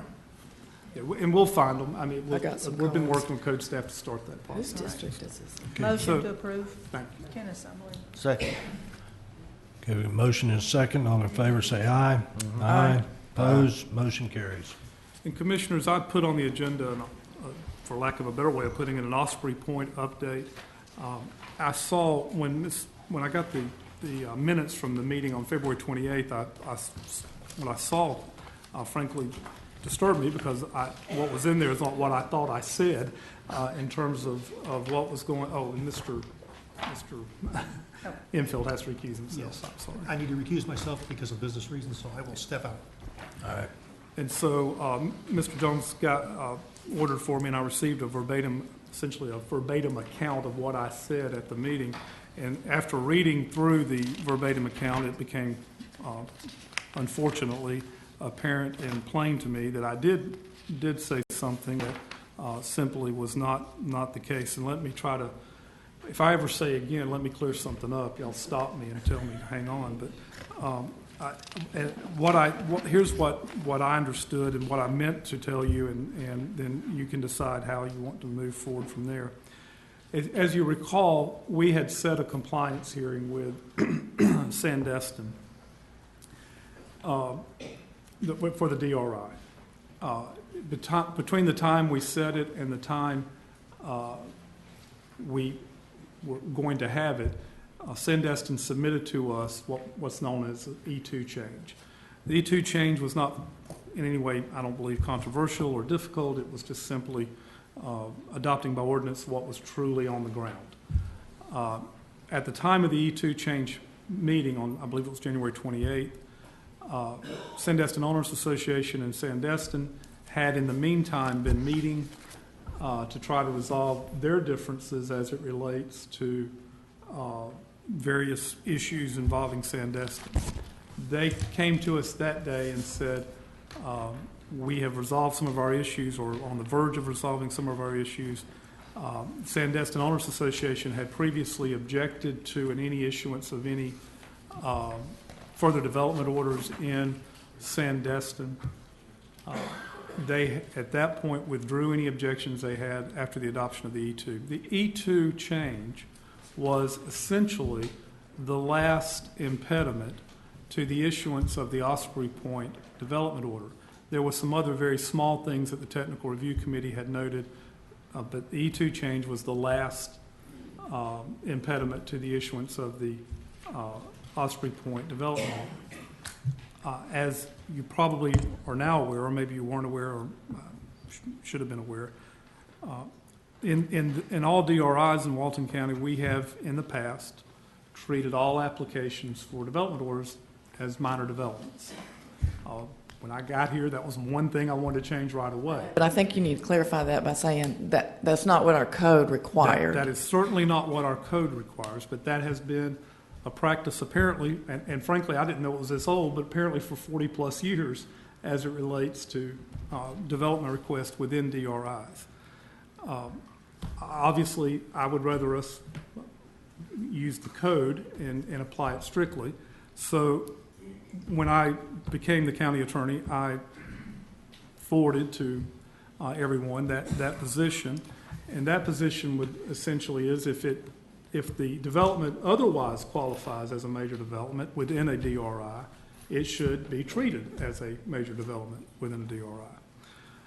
However, Mr. Stewart, acting as a staff attorney, and frankly because there was some recusal issues with me very early on in the Sandestin development, opined that for any pending development application at any of the DRIs, since we had done that in the past, they had a right to rely on that process until their pending development order was completed. That's what I meant to say at the last hearing, or on January 28th. My recollection was and is that there was 3 pending applications at Sandestin. One was Osprey Point, one was something at Burnt Pine, and I think the third was the Worship Center. Yeah, the Ferris wheel. I'm sorry, the Ferris wheel. That's correct. And they were being treated, as minor developments, just like they had in the past. Apparently, during the course of the meeting on the 28th, my clarification was confusing, and I said essentially that although the policy had changed, they would be in the future treated as major developments, and then said Osprey Point, which frankly, if I were sitting in your seat, I would think that meant Osprey Point would be treated as a major development, when in fact Osprey Point had been treated as a minor, and it was opinion, Mr. Stewart, they had a right to rely on it, to continue to be treated as a minor, and would be issued as a minor development. And the E2 change was essentially the last impediment to that. So when you voted to approve the E2 change, they, in my estimation, had the right to seek to have the development order issued, and that's what happened. So I just wanted to make sure that after reading that verbatim transcript that you understood that's what you voted on. You voted on the E2 change. The policy change does not occur until after the pending development orders are complete, and then we'll treat it just like the LDC says. Just the one on Osprey Point or all of them? There's the old line in the sand. Once these 3 are complete, it's my position that from henceforth and forevermore, at least as long as I'm here, if it qualifies as a major development, it will be treated as a major development. Can I add something to that? Yes. I think that the problem here is that it was very confusing and that it wasn't advertised. And I've got the BCC meeting minutes of January 14th, and I understood that Attorney Davis stated the E2 change does not give Sandestin Development the right to build Osprey Point. Compliance must be met. Attorney Matthews stated the developer agrees that no DOs will be issued until a compliance determination is made at a compliance hearing. Attorney Davis stated if it's adopted, there will be no DOs issued for Sandestin until the compliance hearing is complete. Attorney Matthews clarified no DOs would be issued on Osprey Point. It's page 15 of the BCC minutes. Public notice stated as January 28th BCC meeting was clearly indicated no local development permit would be issued for Osprey Point development request until completion of the compliance hearing. Public notice stated was consistent with the Walton County Land Development Code. This is incorrect, as a 77-unit project would require a major development review. Public notice stated that no development order will be issued for the Osprey Point project until the decision of the Board of County Commissioners is made at the Sandestin's compliance hearing. So my point is that it was very clear to me that the only thing we were approving was the E2 change. And the fact that something is in the hopper or floating around, or that we've done it for the last 40 years, so let's just go ahead and approve it, does not, to me is unacceptable. My desire is that we have issued this development order, I think, in this confusing hearing that we had. I think perhaps under the glee that we thought that they had come together and had made an agreement. Now I understand that since they've got the Osprey Point development agreement, they've told the homeowners to take a hike. So in order to protect the public, I think that we should have no building permit applications should be accepted on Osprey Point until the compliance hearing is heard and that the compliance hearing is completed and that they are found in compliance, because that's what this whole thing is about. That's what it's all about. So is that a motion? I will make a motion that the county building department or their clerks or anybody in the county does not accept any building permit applications for any building or any kind of development in the Osprey Point development until Sandestin DRI is found in compliance. Well, on page 5 Gotta of, have a second. I'll second for motion, for discussion. Okay, On motion, page- second discussion. On page On 5. page 5 of the January 28th meeting, it also says Attorney Stewart. One of the other issues that, though, that there was a change because we were not going to be issuing the development approval for Osprey Point. So that is a change from the last meeting, but it is also my understanding that no other applications will be filed for issuance of development orders until we have this opportunity to have the hearing. So that to me, and maybe I'm reading it wrong, says, okay, maybe Osprey Point, but all the rest of them a definite no. Am I Well- reading that wrong? I mean, Well, I think that's, I think when we started questioning Yeah. Mr. Stewart about how in the heck did they actually come in and pull a development order, when we clearly understood that that's not what we were approving. I mean, I can't speak for y'all, but, so I think that that's just his language of trying to probably just explain how he allowed that Osprey Point DO to be issued, because it was so. Two things, Commissioner. One, nobody hates confusion worse than I do. When I got this transcript, I was horrified, frankly. Secondly, the argument that Osprey Point shouldn't have been issued without a hearing goes to the question of major or minor, obviously. If it's minor development, as you guys well know, we being the commissioners don't vote on that anyway. But I understand Right. that based But on it the qualifies transcript, per what I the said. Land Development Code as a 77, it qualifies as a major development. So my motion still stands that we don't accept any building permit applications through the building department or any other department for Osprey Point until Sandestin DRI is found in compliance, which is the goal we're trying to reach On May, whatever day that is. on May 15th. and just limited to Osprey Point or all? It's just limited to Osprey Point, because that's the only one they've issued a Because you development think order. this clarifies? Well, I think that's him trying to clarify. Mr. Osborne, I think you want to make a statement. And don't forget, there's. I think Mr. Who else? Matthews did too. Okay. I agree with some of what was just said. I'm not going to go back to the minutes. I'm going to refer to the public notice. Here's a copy of it. It's got your seal on it. Printed it right off where we got them. Public notice states that this is an ordinance to amend acreage only. That's all it says. It goes to the couple of maps. This is the public notice. This is a brief history. And it goes on to say about the change from 15.8 to 10.8. And I do believe it to be a Scribner's error. I'm not in objection to that.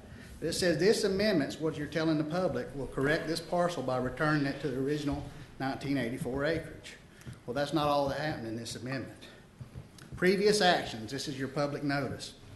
At the January 14th BCC hearing, it was clearly indicated that no local development permit would be issued for the Osprey Point development request until the completion of the compliance hearing. So your notice for this ordinance said, we're not going to do it. We're not going to pass this ordinance unless there's a completion of the compliance hearing. It said that it was consistent with the Chapter 380, the Walton County Comprehensive Plan, the Walton County Land Development Code. It is not, as Ms. Meadows pointed out earlier, it is not consistent, and I think it's unfair to let the state know that it's consistent with the Land Development Code when the application says minor and does not qualify as a minor. I'll expand on that. Final page of the public notice. No development order will be issued for the Osprey Point project until the decision of the county commissioners is made at the Sandestin compliance hearing. That's your notice, but you did exactly the opposite, and as Ms.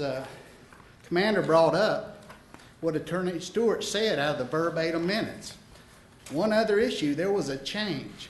Well, you changed what you notified that you were going to have an ordinance on. Thereby, you've got to provide notice again. If you specifically said this is what you were going to do, and then you changed it, then I don't have a chance to defend myself. Because you told me you weren't going to do that. You said you were going to make sure they were in compliance before you passed it. That's exactly what the pages say. So, included in that, you know, I called Renee Bradley, and she told me it was the opinion of Mr. Stewart that because they were previously applied for it, they were entitled to this policy. This policy exists nowhere in writing, but when I bought my property, the Land Development Code existed. How can me, the average citizen, defend itself from a policy that's allowed to happen to certain people, but it's not addressed in the Land Development Code? I have no way of knowing that you're going to enact a policy that I can't read, touch, feel, and I don't know who authorized. But here's the incorrect thing. It's said that the developer, the applicant, was not put on notice of projects that were of this intensity. I'll refer to the minutes of a technical review committee, from July 11th of 2012. You'll notice that this project is a 13 project. In 2012, the same applicant, representing the same person, applied for Burnt Pine Villas project. In this meeting, I brought up at the TRC that projects of this size were labeled as major developments in the Land Development Code. During the meeting, it says, Dean Burgess, representing the applicant, asked if anyone had explained that typically for a DRI, submittals are minor. Mr. Dias stated, policy. Dias stated that we have determined that this is going to be bumped up to a major application. But Renee Bradley stated it has typically been an in-house policy, but is not addressed in the Land Development Code. And Dias stated with the intensity of this project that it needs to be major. Dias explained there were some open space issues. So the developer was put on notice in 2012 that your policy is, hey, the Land Development Code applies. So for them to apply in 13 and say, hey, we're trying to apply as a minor development, the Land Development Code exists. And what happened in that change also in the ordinance is you attached a map that seems to adopt an open space of the road system and changes the major roadways of Sandestin as adopted. It was attachment E2. Yet that's not addressed in the public notice. It says specifically we're only amending the acreage. Yet a map was submitted to the DEO of a master roadway analysis. Commissioner Pridgeon, in 2010, you and Commissioner Commander sat on a special meeting where we talked about a major change to the roadway system will require an NOPC. It's in the meeting of those special minutes. So to try to slip that in when the notice doesn't say, hey, we're changing the historical definitions of open space and roads, and your staff summary report that was not submitted to the state. So not only did you not tell the state, or the applicant didn't tell the state, that by the Land Development Code this would be a major development, the staff had this in their determination. Remember, Osprey Point is a residential development. Number 4 of the staff report, increases in residential areas in reference to the Sandestin report.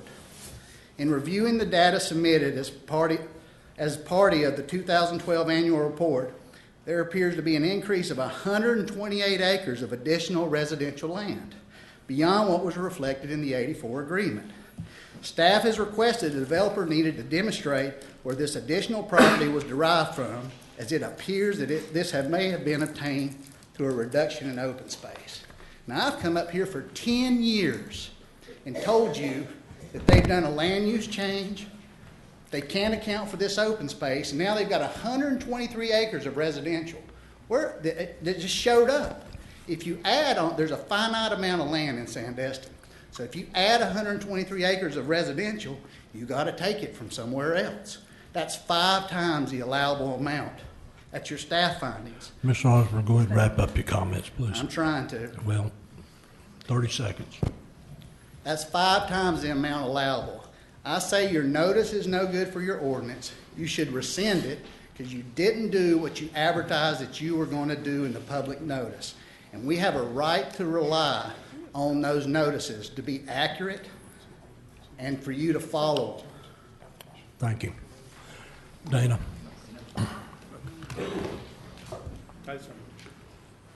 Greg, do you want to speak afterwards? Go ahead, Dan.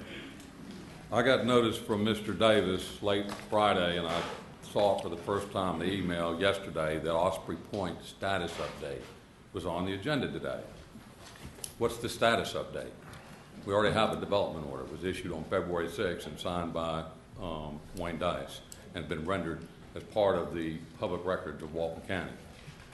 I was told that there was some issue about the transcript, and I've heard what's been said here, but I want to give some history as to this major versus minor, because that's the only reason why we're talking about it. Wayne Dice mentioned at a TRC meeting, first of all, you all need to know Osprey Point's been pending, the application's been pending since September of 2012. And I've had 3 different legal opinions from the 3 different county attorneys on various issues involving Osprey Point. But as to the major minor issue, that I had to request a written opinion back in January from Mr. Davis. And because Wayne Dice had mentioned it at a TRC meeting, not a policy, not a letter, not an email, we're going to treat Osprey Point, but that I think it maybe should be treated as a major. So I had to make a written request for an opinion from the county's attorney. And Mr. Davis gave me one on April 9th. And this is the letter, and these are the pertinent parts of the letter.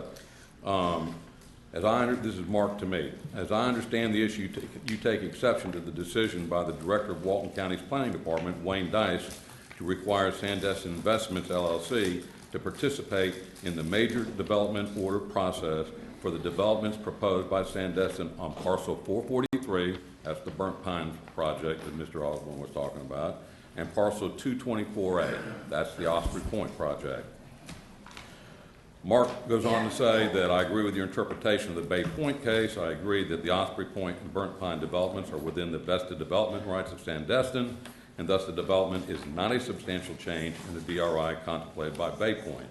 You are correct that the improvements within Sandestin have never been subject to the major development process, and that section 1.02.02C of the Land Development Code provides an exception to the major development process for DRIs. The county has always, since the inception of the Sandestin DRI, treated development requests as minor developments under section 1.02.02C of the Land Development Code. In fact, there is a final summary judgment in the case of President's Counsel of SD Inc., Hollis Risley, Ann White, and James Watling versus Walton County, Florida, and Baytown Commercial Joint Venture Partners and Howard Rock Fee LLC, case number such and such, where the court, in a final summary judgment, approved the county's process and treatment of development requests as minor developments.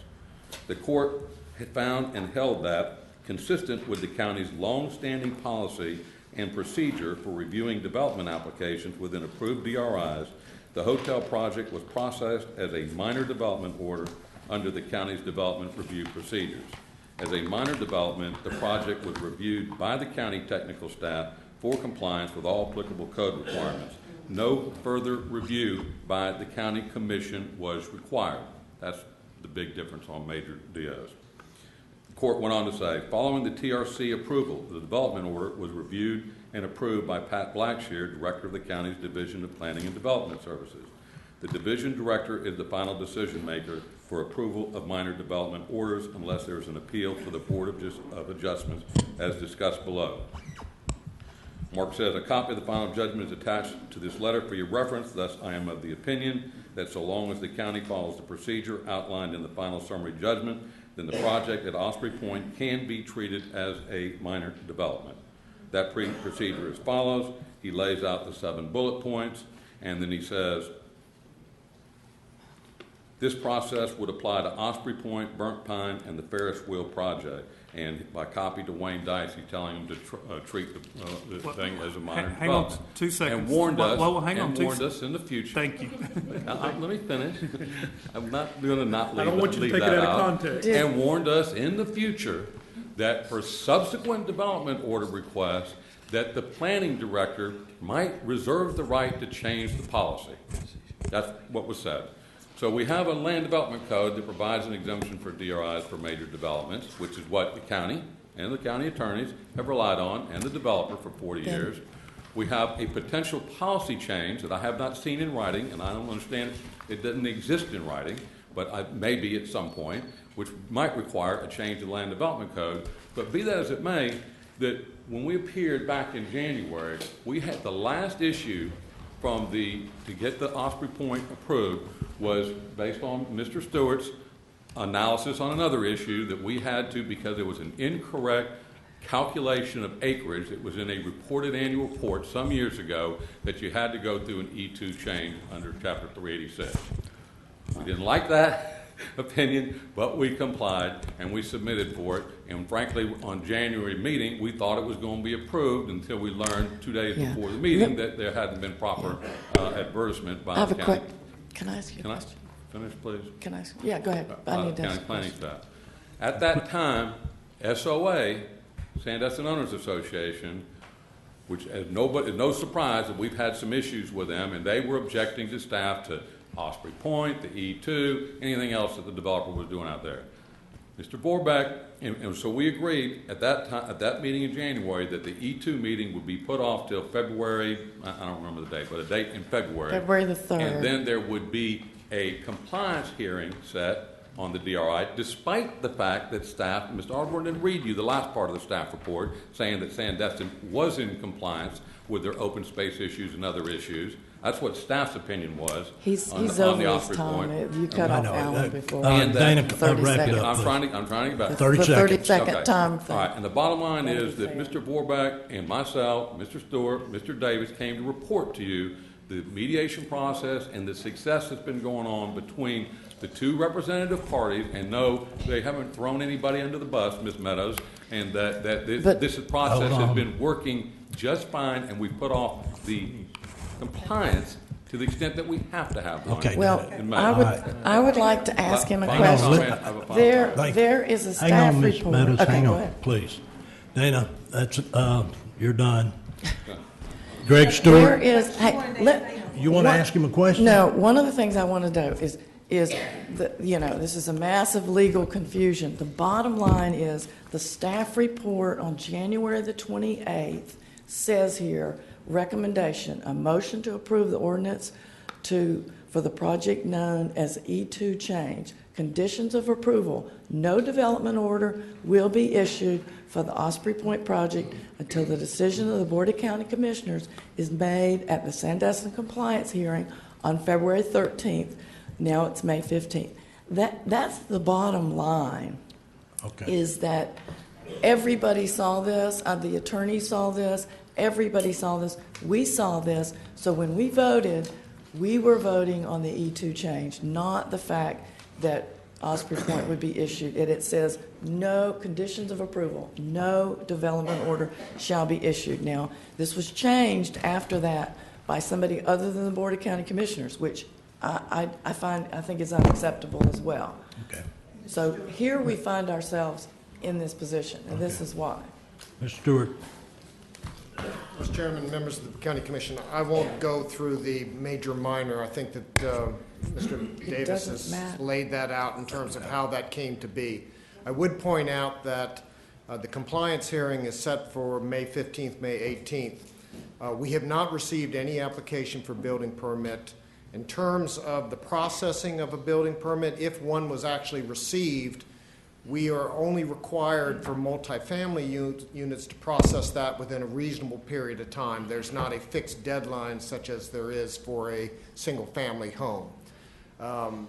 We believe that in the event that the board, after hearing all of the evidence at in the May hearing, the compliance hearing, finds that Sandestin is not in substantial compliance with its development order, that in fact would determine that no further development orders could be issued in Sandestin. So your decision at that point will largely dictate what happens.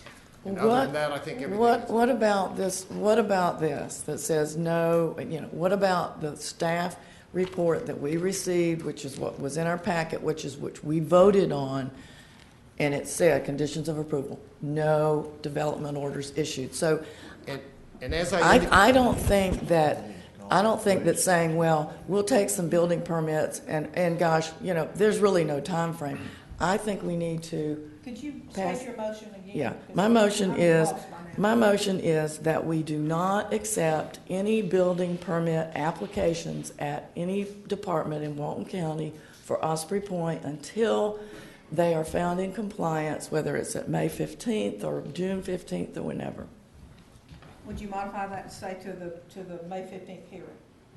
Well, It really depends on what happens at the May That's what I 15th mean. hearing. That's what I mean. So, yeah. If they're found in compliance at the hearing, then we got no problems. But if they're not, do you want to go ahead and let them do what?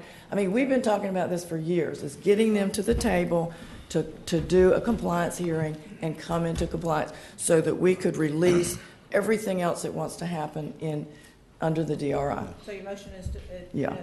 I second it again, so. We I first call seconded it the question. You got to call the question. Under the applicable rules, you have to vote when the question is called. Okay. Got a motion and a second. Questions called. How you vote? Aye. Aye. Opposed? Motion carries. Okay. You'll notify the building department? You'll know.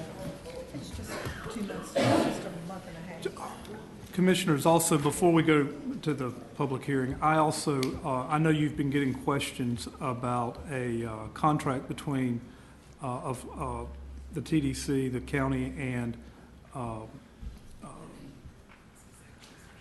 law firms regarding regarding the BP lawsuit. I have some questions as well. I'm going to be seeking, at the very least, AG opinion and maybe an AG and/or ethics opinion concerning some of the issues that have been raised by members of the public and frankly, you guys to me, for not only for this situation, but for situations that could arise in the future. So you don't be surprised if you see that letter come out of my office. I haven't really decided if it's an AG or an ethics opinion. It may be both, frankly, regarding those issues. So I plan on having that out, if everything goes just like I hope it goes, and within a week or before the next meeting, so you'll have an opportunity to look at it. Thank you. I think you have a hand. Ms. Harris? Oh, and also there was some question, thank you, Larry, about whether one of those contracts had been approved by the commission. Just so one of the remedies under the Sunshine Law is, and whether I agree or not agree that it is a Sunshine Law violation, one of the remedies is to consider it later after notice. So I'm just simply going to put that contract on the agenda because I can't find where it was actually approved. So I'll have it on the agenda at the next meeting. That's the only thing I know to do, frankly. Okay. Ms. Harris? Well, then I think that yeah. We'll wait till we. Yes, ma'am.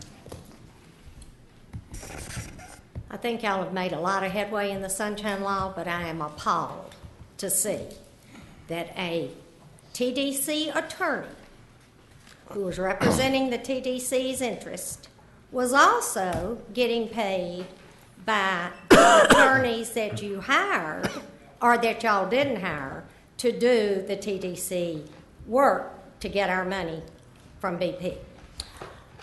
I want each one of you individually to tell me, did you know that Clay Atkinson, Cindy, was getting part of the TDC settlement money as an attorney that was affiliated and was their representative for us, for BP?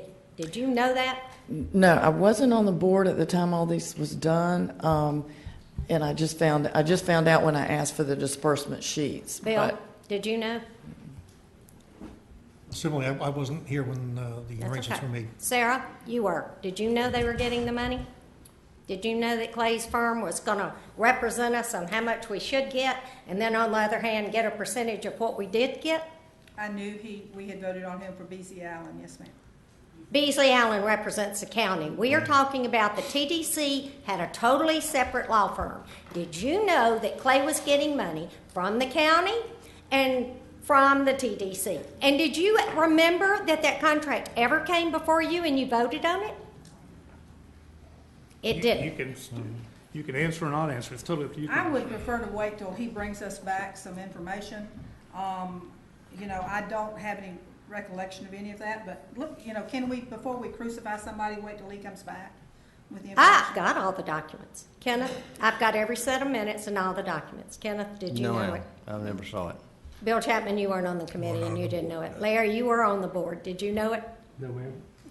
Okay, Well, now I this think, year, too, one thing I would add too is I think it would have been important to know when we have that settlement hearing that. Cindy, I'm getting there. Okay, I mean. When y'all went to the settlement hearing, and you had an attorney representing the whole county commission, did anybody, Mark, did you look at the contract Yes, and ma'am. see that he was getting paid? Yes, ma'am, I looked at the contract. I frankly did not notice his name.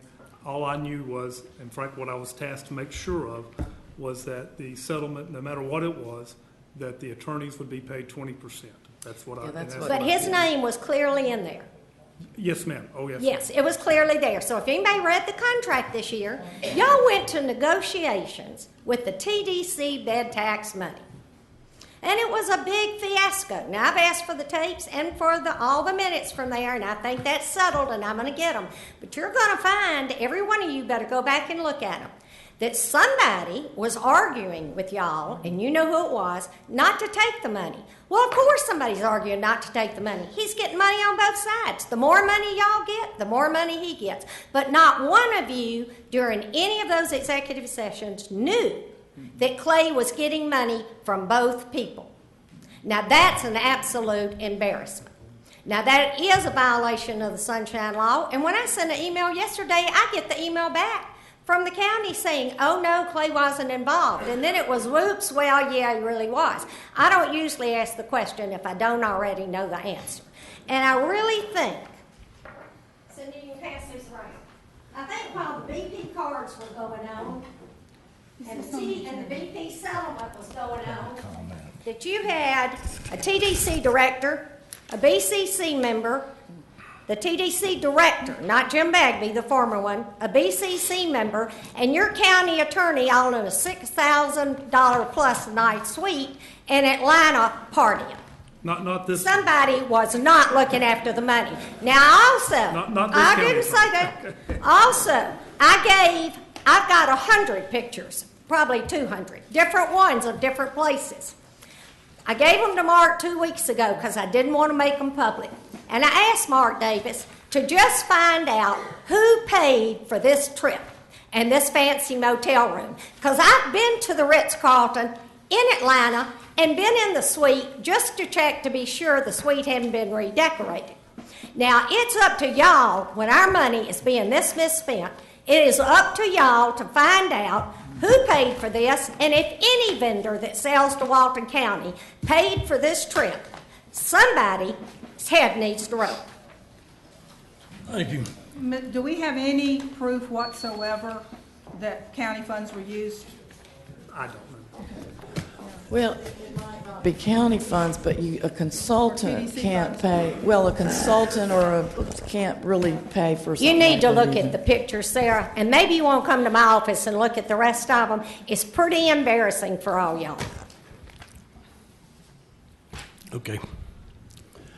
All right, we have a public hearing. Need a motion to open public hearing? So moved. Second. Got a motion and a second. All in favor, say aye. Aye. Aye. Motion carries. This is a public hearing to approve a resolution amending the landfill and county transportation fund budgets to bring forward $135,911 in landfill reserve funds to replant and manage timber at the landfill property. Is there any public comments? Did we open the public hearing? Yes. Seeing none? I would just like to make the comment that that when we buy this material, that we make sure we don't buy it from someone who is either has a code violation with the county or who has sued the county or we're suing it. Just to make sure that we do business with people who respect our ordinances. You can certainly make that part of your motion. I agree. That can certainly be part of the I motion. think we need to close. That would just be part of Okay. it. So there's no public comments, close the public hearing. I move to close the public hearing. Second. Got a motion and a second, close. All in favor say aye. Aye. Opposed, motion carries. What's the board's We need a wish? motion to approve with those stipulations that Commissioner Meadows put up. And you have a second, right? And did you second? I was making the motion, Oh, Yeah, second. okay. And motion second, all in favor say aye. Aye. Motion carries. All right, I need a motion to open up another public hearing. So moved. Second. A motion and second, all in favor say aye. Aye. Aye. Motion carries. This is a public hearing concerning to approve a resolution amending the budget to recognize $380,809 in proportionate fair share funding to construct northbound, westbound, eastbound turn lanes at Highway 98 and Geronimo Street intersection. Request the board approval of the task work order 14-001 from Tetra Tech Professional Engineering Services for turn lane improvements on South Geronimo at US 98 in the amount of $68,930. Is there any public comments concerning that? Motion to. Oh, got one. Come forward, state your name for the record. My name is Lee Moore, and I'm representing Howard Group. And thank you for your time, commissioners and chairman. We are huge proponents of improvements to roadways, US 98 and any roadways in the county. We are big supporters of the project to widen US 98, but we have concerns about the dollars being allocated to put in the turn lanes east and westbound on 98 at the Geronimo intersection. And I know this conversation's been had before, but we just want to express our concern because the widening project will cause these lanes to be torn out, and we just feel that there's so little time that's going to pass between this project's installation and the widening project, which is highly likely to start in the next 2 to 3 years. So we don't really have a dog in this fight directly, but we just hate to see money wasted. So we ask you to carefully consider whether you want to allocate those dollars for those turn lanes. I'm sorry, Lee, in all due respect, how many people do we want to die at that intersection while we're waiting on DOT because we don't know. We hope and we pray that they start six-laning that highway in the next 2 to 3 years, but we do not have right now any assurance. And I'm sorry, this is proportionate fair share money, which was contributed by developers on that road, and they need the turn lanes now. So I respect your opinion, but, you know. Yeah, I tend to agree with that. I think DOT, the first date I heard was 2024 was the 6-laning. Now, I know that's Senator Gates is trying to move it up and all that sort of thing, but we have, I mean, there's you know, no if it was in guarantees. writing, it might be one thing, but We could have a guarantee guarantee pretty soon, but the 2024 date it looks highly likely it'll be pushed up. The DOT is currently talking about potentially beginning construction in late 2016. So it looks highly likely that will happen. But understand that, and certainly we're concerned for safety as well. Our understanding was that the signalization is going to vastly improve the safety at that intersection. But, you know, like I said, just a recommendation and thought. We certainly don't want any more people to die at that intersection. Okay, thank you. Anybody else? Mike?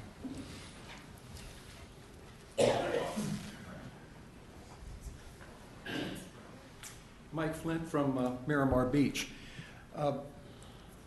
Commissioner Commander had a good point. This is a dangerous intersection, and it's a danger today, and within the last year there's been a fatality there. The effort to move construction, the 6-laning of 98 up, is a project that the TPO has undertaken. However, there's no guarantee that they will be able to move the money up, and it could be 2024 or whatever before the project could be put in. In that time, in that interval, it's an unsafe intersection. If the project is moved up, it's going to take 3 to 5 years to construct. That intersection will be a dangerous intersection. So I urge you to go ahead and move the funds and get the intersection improved. Thank you very much. Thank you. And there's one other point, Mike, because you're on the South Walton Utility Board.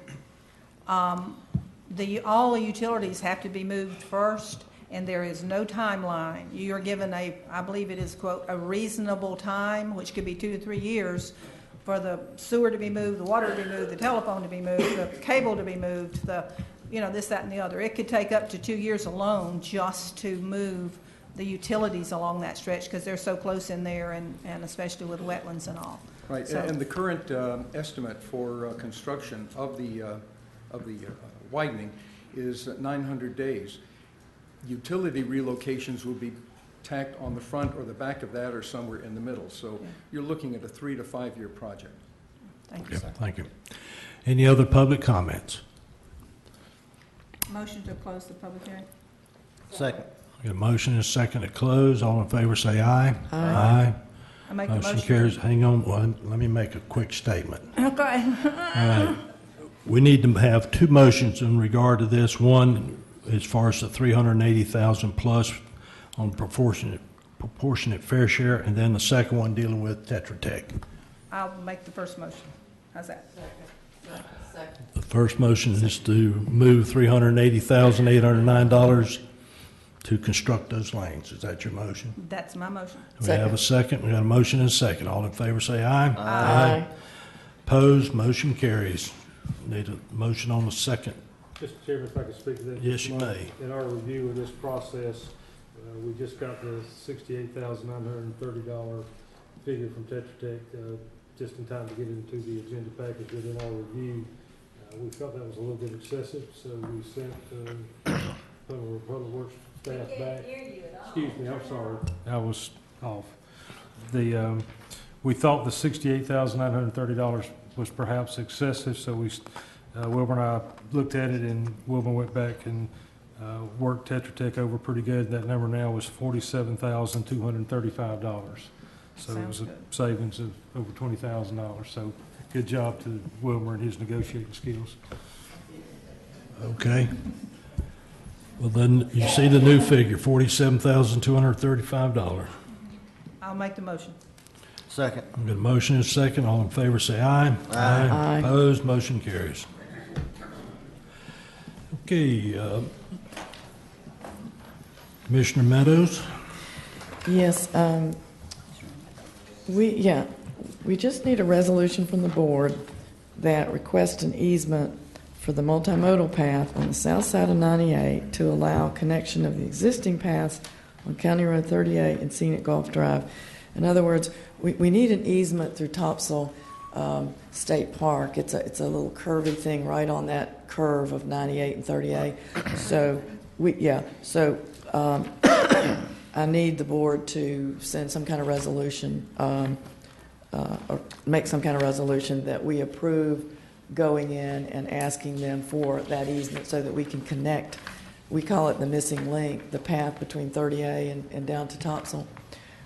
So with that, unless anybody has any questions, I'll make a motion that we send a resolution and send it to Cliff Nauer because they're the engineering firm that is working on it. Commissioner, I think I went ahead and prepared a resolution for your review. Did It should you? be in your packet. If you want to go ahead and Do approve you? that particular Okay. resolution, that would be. Okay.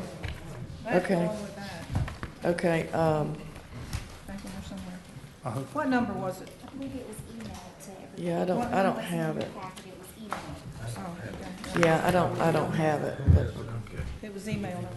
okay. Ma'am, come forward. Did you? Good evening, ladies and gentlemen. It was very confusing, the way that this was written. I'm so sorry. Susan Palladini, I'm with the Coffee Nature Preserve and 4 Mile Village. Ma'am, well, can you pull your mic down a little bit closer? Yes. Thank you. Okay. I agree. It was confusing to me as well. Very confusing. One would assume that the county was seeking a resolution through the Coffee Nature Preserve and 4 Mile Village and all of the properties all the way along to Sandestin to Old Gulf 98. But it does turn out that this is an easement going through Topsail Hill Preserve State Park, so I would like to thank Commissioner Meadows for pulling it off of the consent agenda. This is public land, and a project like this does require public support, so thank you, Commissioner Meadows. And we've had the discussion about the 3-laning of Highway 98. It's going in sections. There is a possibility that the first 2 sections will be bumped up from 24 to 2016. I would just ask that there be some communication with DOT before you move forward on this, because they do have plans in place already for the third section that does go all the way to Highway 30A, and they were showing a bike path on the roadway and a sidewalk. So as long as DOT is happy with a multimodal trail going in, it's not that I'm against this project, it's the missing link, and it's going to be wonderful, but that's just the one question that I would have. Thank you. Yeah, it's very confusing because there's another program that wants to connect Scenic Gulf Drive with Topsail, but that's another program, and this kind of got confused with that. But I've got letters here too. I think I need to submit from different, like South Walton Community Council, Friends of 30A Foundation, and some drawings and things that go with this project. So the resolution has been written, so my motion would be that we adopt the resolution. Got a motion and a second. All in favor say aye. Aye. Sorry Opposed, for the motion carries. Sorry for all the confusion. And then the second item is we have a gentleman who's moving out of town who's vacating his seat on the Coastal Dune Lakes Advisory Board, and Mary Konoski has applied for that position, and so my motion would be to appoint Mary to that vacant seat on the Coastal Dune Lakes Advisory Board. Second. Got a motion and a second. All in favor say aye. Aye. Opposed, motion carries. Thank you. Thank you. All right. Sarah's, I didn't hear Mr. Enfield.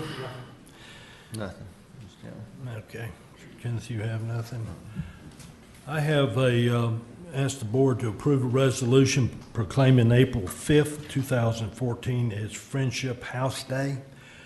For those of you aware of it, Friendship House in Defuniak does a lot of work for senior citizens that have different types of head-type trauma and or dementia or Alzheimer's, and they've been a valuable asset, and I've just asked the board to recognize them with this resolution that I will present to them, if approved, on their open house April 5th.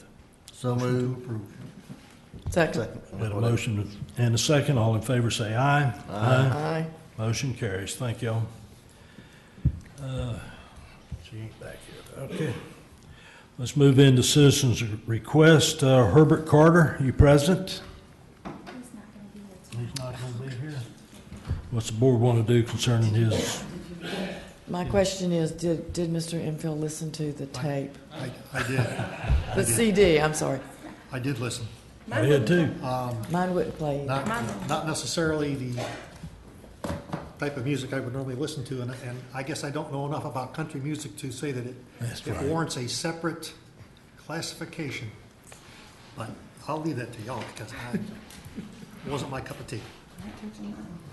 Well, the documents that he presented to me, if he's really been pushing this different Dixie phonics, he hasn't had a resolution or proclamation from any city since 2000, so I don't know where that's going. Slow process.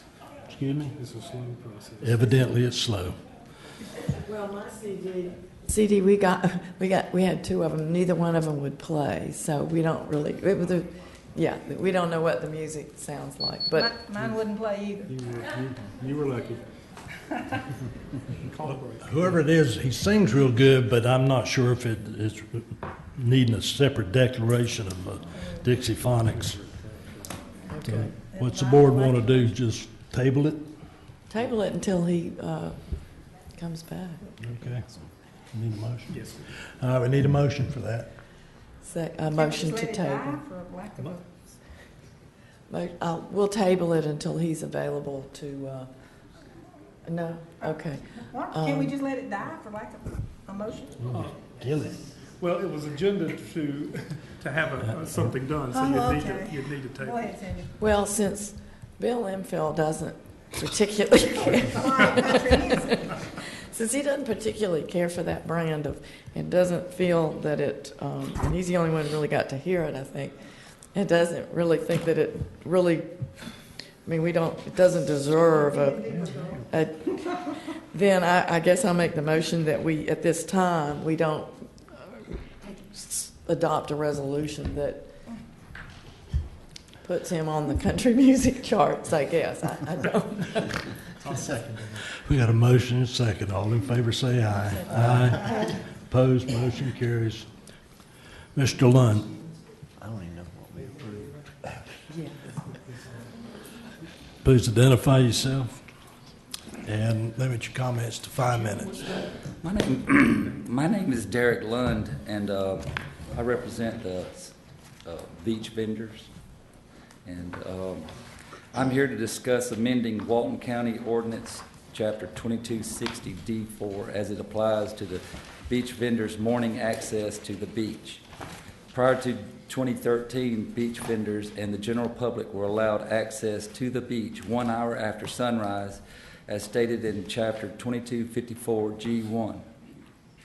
In June 2013, Chapter 2260D4 was added to restrict the beach vendors' morning access during the sea turtle nesting season to 8 a.m. or after the morning sea turtle nesting survey has been completed, whichever is earlier. In an effort to remedy the morning access delay, many vendors have repeatedly asked the TDC and Ms. Maxwell to partner with the South Walton Turtle Watch by becoming volunteers. This partnership would enable the vendors to report turtle sightings, tracks, nests to the Turtle Watch prior to placing the sets on the beach. The vendors and TDC have been told by Ms. Maxwell that allowing the vendors to become volunteers would be, according to the law, a conflict of interest. I have been in contact with Florida Wildlife Commission and have verified that there is no law that exists that prevents a vendor from becoming a volunteer. A partnership between the vendors and South Walton Turtle Watch will further enhance Walton County's compliance in its obligation to the state to retain a Turtle Watch program by providing a much-needed additional source of volunteers. The addition of Chapter 2260D4 has placed the turtles in harm's way by allowing the untrained eye of a tourist to place their personal equipment on the beach prior to the vendors. The tourists have no knowledge of the beach survey being conducted and therefore may disturb nests unintentionally. The vendors have serviced the beach for numerous years and are very familiar with their surroundings. I have an email dated January 30th, 2014 from Kennard Watson with Panama City Beach Turtle Watch. He states that the best way vendors can help is by immediately reporting any nest to the authorities, who will contact Turtle Watch personnel. He goes on to say that Panama City Beach Turtle Watch encourage this participation and are happy to provide educational material for distribution to security guards, chair vendors, and other support personnel. Panama City Beach Turtle Watch views vendors as support personnel. In an effort to assist the South Walton Turtle Watch group, the vendors are scheduled to attend a nesting beach survey workshop at Gulf Coast State College tomorrow. The addition of Chapter 2260D4 has also placed the vendors in an undue hardship. The morning setup is the most laborious time of the vendor's day because they are against the clock to meet the expectations of their customers to set up as early as possible. In addition, heat exhaustion became a major concern for the owners and their employees' health. Just the safety aspect alone warrants enough to revisit the ordinance. The vendors also have contracts with homeowners associations, condo associations, community associations, etc., in which designated setup times are set forth by each association. I respectfully ask the board to consider the following recommendations. Amend Chapter 2260 by removing 2260D4 altogether and proceed with Chapter 2254G1 as was done for many years prior to June 2013. Doing so will give the vendors the same restrictions as the general public. Revise the South Walton, number 2, revise the South Walton Turtle Watch contract to include a turtle walk in time to be no later than 1 hour after sunrise. Doing so will give the walkers an hour of daylight before the general public and vendors are allowed on the beach, per 2254G1. Number 3 is revise the South Walton Turtle Watch contract requiring the sea turtle permit holder to allow South Walton beach vendors to become volunteers. And I want to thank you for your time. And I have a copy of the email and also the law from FWC for all of you if you want to see it. Prove what we're saying is correct. Okay. Thank you. You got a question? I'm just turning to Mr. Davis. I believe that the Turtle Watch contract is up for renew. Is that correct? That's correct. Yes. Yeah. That's correct.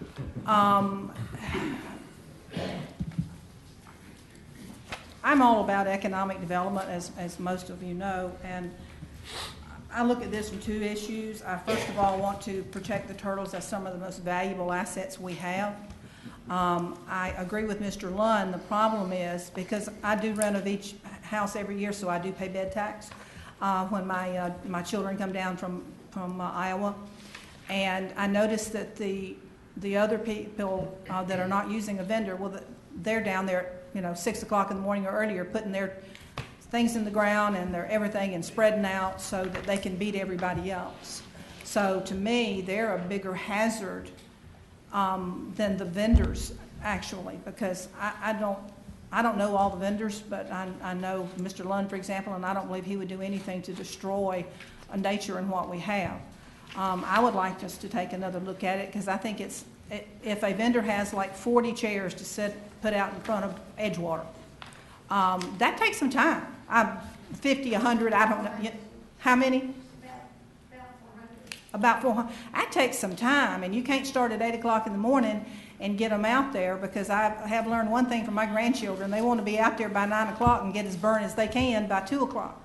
So I urge us just to take another look at it and involve everybody, and let's try to come to an agreement that helps everybody. And especially our vendors. They are small business people, and all they're trying to do is make a living. So I would urge that we take a look at it.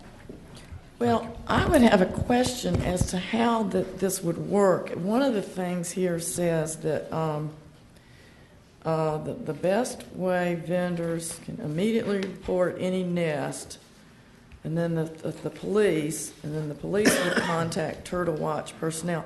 But how would all that work? I mean, if the beach vendors were Turtle Watch people, would they walk a mile of the beach before they set up, or would they just go out there and look around and then set up? I think the logistics of this. And last time we set up a method where they could get on earlier if they would sign up for the app. Well, I guess based on what Jim and Jeff McVeigh tell me, that only a handful of them actually signed up for the app. The other ones didn't sign up. So my question is, how is this all how would it all work? I mean, because the guys are in a hurry. They want to get their chairs out. Are they going to hang around and flag a nest? And if they won't sign on to an app, are they going to sign on? How are they going to contact Turtle Watch personnel? Well, as far as they were signing up for this app, it was morphed to where they so that would be my had question. to walk the whole block as to how it before would they work. were allowed on the thing, right. on the beach. Right. So my question is, how would this all work and coordinate out in the field? Well, all we're proposing is to make sure that you didn't set some chairs and umbrella on a nest or on some tracks. And to make sure, convey to the Turtle Watch that, hey, here's some tracks right here. And now, stay clear of that. How would you convey that to Turtle Watch? How would you call them? Would you text them? Well, you were having us text them before. Why couldn't we text them the location? How would you know the location? because we're looking at it. When you brought your chairs down to set them up, you say, okay, here's some tracks.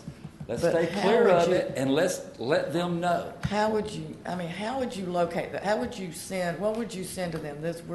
How would you locate that to them? What kind of text would you send? Well, all the beaches have access numbers. All of them have. Right now, the Turtle Watch people, I guess, walk the mile or whatever district they're walking. As soon as they're done, they were going to text the people that they could get on the beach, whether it was whatever time it was. But they didn't sign up for it. So they didn't take advantage of what we set up before. Well, it's because it got worse and worse as we went on. See, at first, it was, okay, as soon as the Turtle Watch walked by and they cleared that space, then you could go down and set up. Right. Well, then the TDC or whoever changed it to where that whole block for a mile had to be cleared.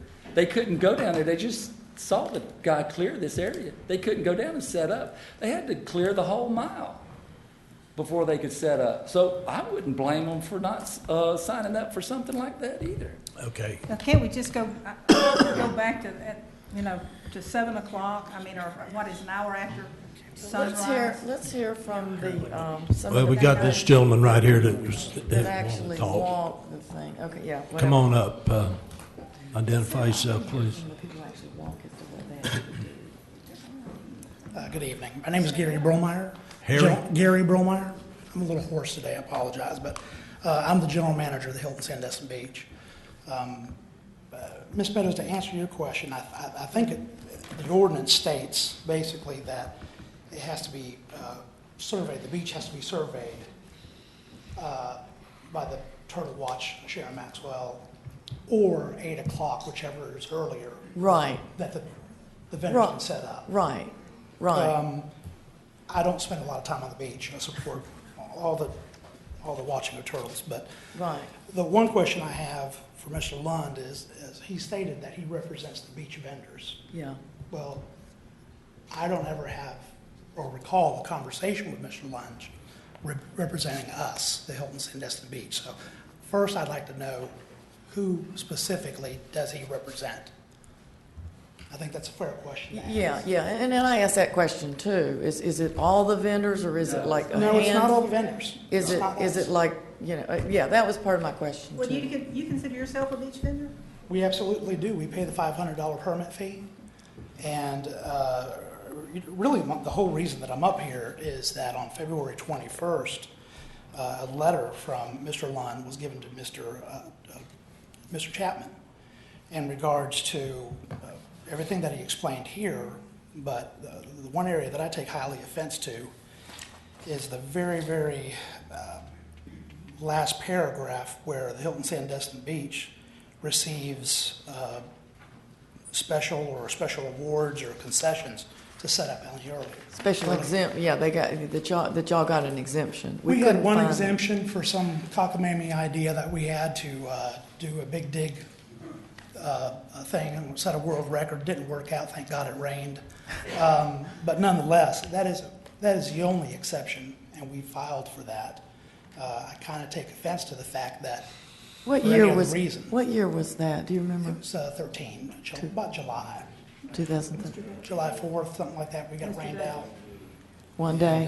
One day. Okay, so it was an exception for one day? Okay. So, again, without any evidence, without any proof, I really take offense to the fact that we're deemed as taking special considerations for anything.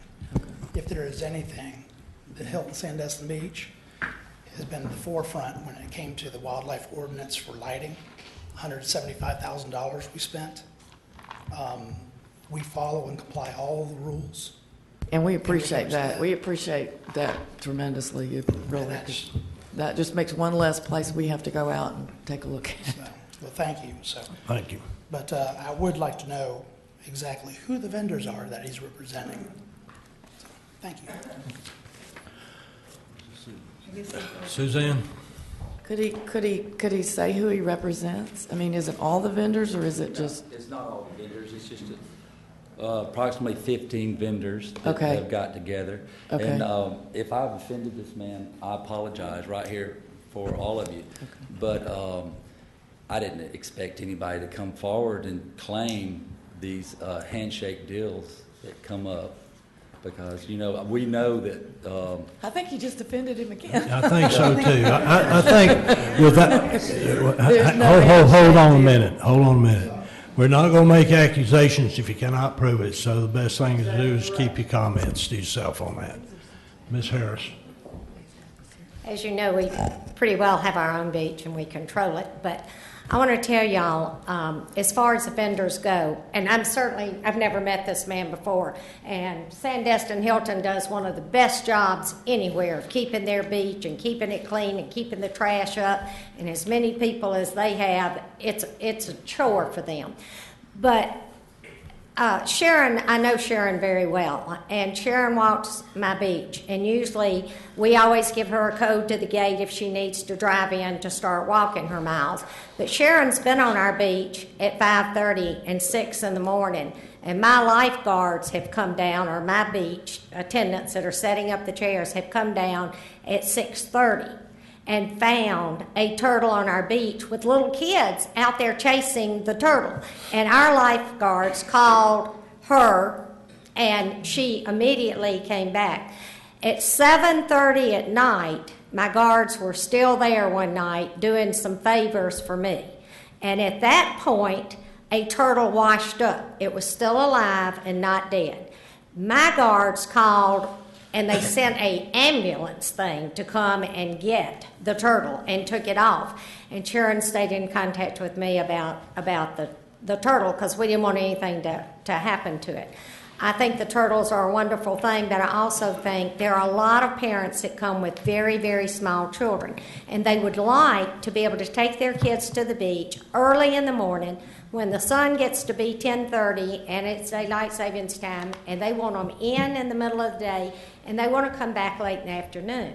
And I think y'all need to make each person, the Hilton's responsible, Edgewater's responsible. We don't leave stuff on our beach. Our guards are fined $100 per item if something's left on my beach overnight by Edgewater, not by anybody else, not by the county, by us, because we want the beach clean and we want it nice. But you've also got to depend on the guards to see the turtle tracks and not set up there too, and you've got to make it convenient for the tourists. And so somehow y'all need to figure a way to make each person not walk the beach. Grand Dunes is right next door to me. They use the same service that we used to use and use. Shipwatch on the other side of us uses the same one. Somebody down the way uses the same one. So you've got guards you've got beach chairs on every single beach. They ought to be responsible for the beach they collect the money for. And that's all. My guards shouldn't be responsible for Sandestin. Sandestin shouldn't walk to Edgewater. But when you start talking about the sections on 30A that are, private, public beaches that don't have condos on them, that are... If I own a house on 30A and I let a vendor come and set up his stuff on my beach, I should be responsible for him. Right, we agree. But you've got public beaches that there's 3 or 4 different vendors coming out and setting up on. So who owns a public beach? The county. The county. The Yeah. county. Then it's Yeah. up to y'all to see Yeah. to it your vendors are trained. It's up to the county to enforce the rules for their vendors on their public beach. But you shouldn't punish the tourists who want to get out there early with little kids and hunt shells and sit out there and swim early. We should let the vendors set up. How do you protect the turtles and allow the vendors out there at whatever hour in the morning they want to get? Like at 6, if they want to be there at 6 o'clock, how do you then protect the turtles? How do you do that? How do you protect the turtles? Yeah, how do you... You do what ours did. When you see a turtle on the beach, you call. What do you mean? What do you mean when you? On the public beach, there's nobody from the public. There's nobody from the county. Do you have guards on the public beach? No. You don't have guards. Not on lifeguards? 30. Not on 38. No. No. There are stretches of beach where there's really nobody unless you call. Who collects the money? Who puts the beach chairs on the public beach? The vendors. And y'all give them permission to put the chairs permits, and permits have special conditions. Then they need to report it if they see a turtle. If they're there at 6 in the morning, they need to report it. But you wouldn't take a 4-year-old or a 5-year-old hunting shells on the beach at 8 o'clock after they're all set up. And it's pretty big chore to set up 400 beach chairs. Well, one of the reasons that we have to do this is DEP requires it with our HCP, which was because of all the armoring that was done on the beach. So we have to have an agreement with a Turtle Watch certified group. Now it's South Walton Turtle Watch. We have to have that, and they have to be able to get out there and check out and notify everybody. So I'm not saying that you so shouldn't they've have got to to- have. So how do you do that when people are really trying to get out, get their chairs out as fast as they can, and get on to the next place? I think you set a time that's, the Turtle Watch people are out there at 5 and 5:30 in the morning, because when they make pictures and send them to me of a violation of somebody, it's always in the pitch black dark. It's not in the daytime. But if they walk the beach, once they've walked that beach, they should have a little flag and stick it there, and they've cleared that beach. Then, if a turtle does come up while they're setting up chairs, they need to call. And that's what we did.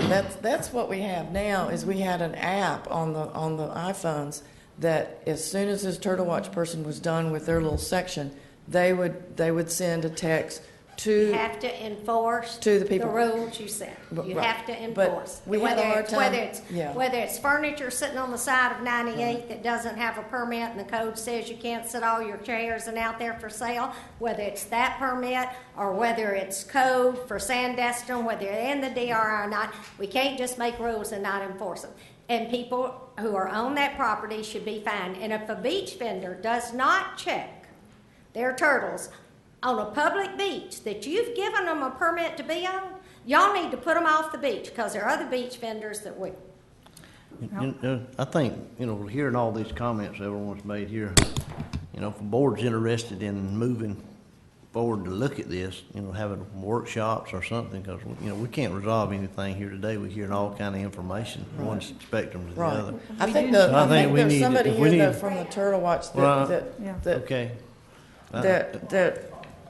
I mean, I always like to hear the other side of, like, what are their In conclusion, challenges? the turtles are at greater risk now by allowing the tourists out there before the people that know what a turtle track looks like. Well, some people know what it looks like, but not all vendors are. Not all They're vendors going know. to a class tomorrow for those that don't. Well, how many though? Your guys are going to the class. Yeah. Are all the vendors going to the class? I'll let you know day after tomorrow. Okay. Yeah. Maybe we should require that. See, that's the Yeah, question. that's all you have to do is require that. That's the question. And also, as far as them, well, are they going to clear the beach before they set it up? You could stipulate it in their permit when they apply for their permit. Say, hey, you've got to clear this beach. Make sure that you don't set up any chairs, or we're going to pull your permit. That's clean and simple. How are we going to enforce that? How are we going to enforce that? Well, how are you enforcing it now?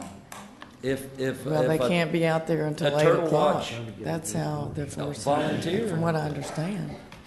The way they're enforcing it now is that they have to Well, wait. it's not working. What you got until- now doesn't work. Could we need a workshop. Could we make a workshop on this, maybe at our next meeting? I know that time is short, and we need to, by the same, if you want to play devil's advocate with you, Cindy, and I understand what you're saying, but what if some of the Turtle Watch people decided they weren't going to call in until, I'm just not going to call in because I don't like this vendor. I mean, so we don't have any accountability there either. So, and I applaud the job they do, but wouldn't they want to have somebody to help them do that, rather than doing it all by themselves? My name's Steve Hill. I own Holiday Isle Beach Service. I've been working on the beach since 1974 here in Destin, Walton County. And basically, I've seen probably about 7 or 8 turtles where they've come up in my lifetime. And it's not anything where you would not know what it is. I mean, it's a big drag mark, and then there's a big hole at the back. And personally, I couldn't imagine any beach vendor going up and doing anything to the turtle nest. I mean, they surely aren't going to stick umbrellas in where the nest is. They aren't going to, cover it up. And all you have to do is just say, here's the plan. You guys go out there, and if the turtle person hasn't been there and you see a thing, just like Ms. Harris said, what happens if they come right after it, or what happens if they come at night? In other words, the vendors are the guys that are out there every single day, all the time. If only everybody was like you, we'd have no problem. We wouldn't need to have rules, we wouldn't need, but you'd be surprised at there's some people coming in from other counties that are doing beach vending that are, they don't live here, they don't know us, we don't know them. I mean, we know the local guys will look out after us, but Maybe we should give them permits. it's the other guys that, I don't know if you can do that. Well, I think But that it's anyway, a good I know idea what to have you're saying. everybody trained if that's what you need, but it doesn't take a lot of training to figure out if you got a big drag mark from a turtle and a big nest in the back. And I don't, as I said, I know all of the vendors, or nearly all of them, and I wouldn't know anybody who would try to hurt a turtle, there's no gain for anybody to set up stuff and not say there's a turtle there. So it's to everybody's advantage for us to be out there, because I'd be proud if I found a turtle nest and I could tell somebody about it, which is what I've done in the past. So thank you for your time. Thank you, Mr. Folks. I'm Richard Folks. I'm a policy coordinator with South Walton Turtle Watch.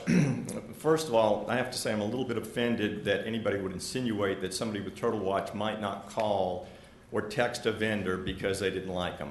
That's just beyond the pale to me. I mean, we're out there, to look for turtle tracks. There's been so much information that's been stated here that's been wrong. I mean, I'm sure that they mean well, but his statement there about it's so easy, there's a track and there's a big hole back there.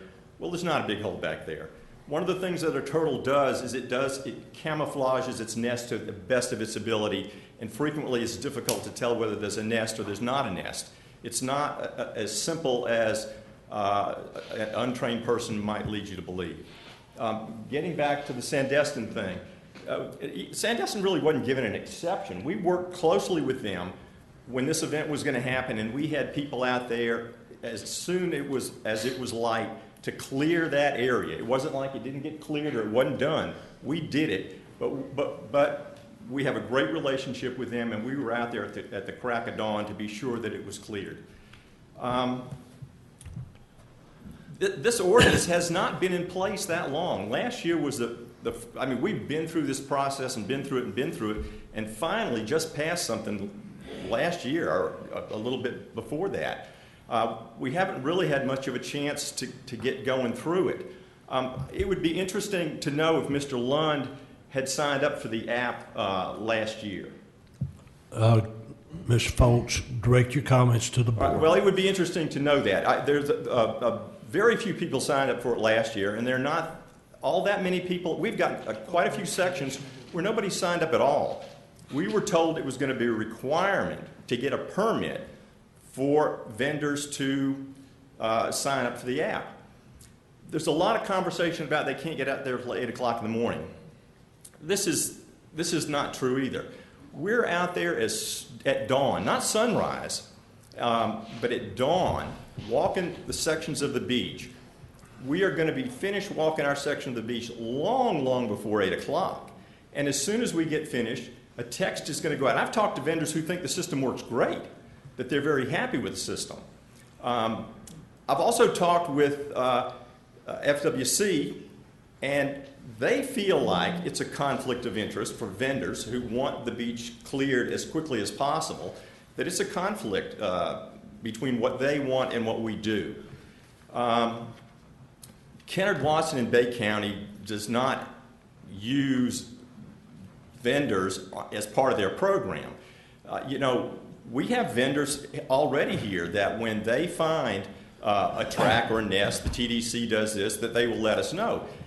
They don't need to be part of the program to do that. I would say, again, this program's not been in place that long. That for them to come in and basically, and it's not everybody, there are a lot of vendors, and I come back to saying, it's like, who do you represent? I'd like to see numbers and names of who they represent versus the ones that seem to be happy with the system. To come in and say, well,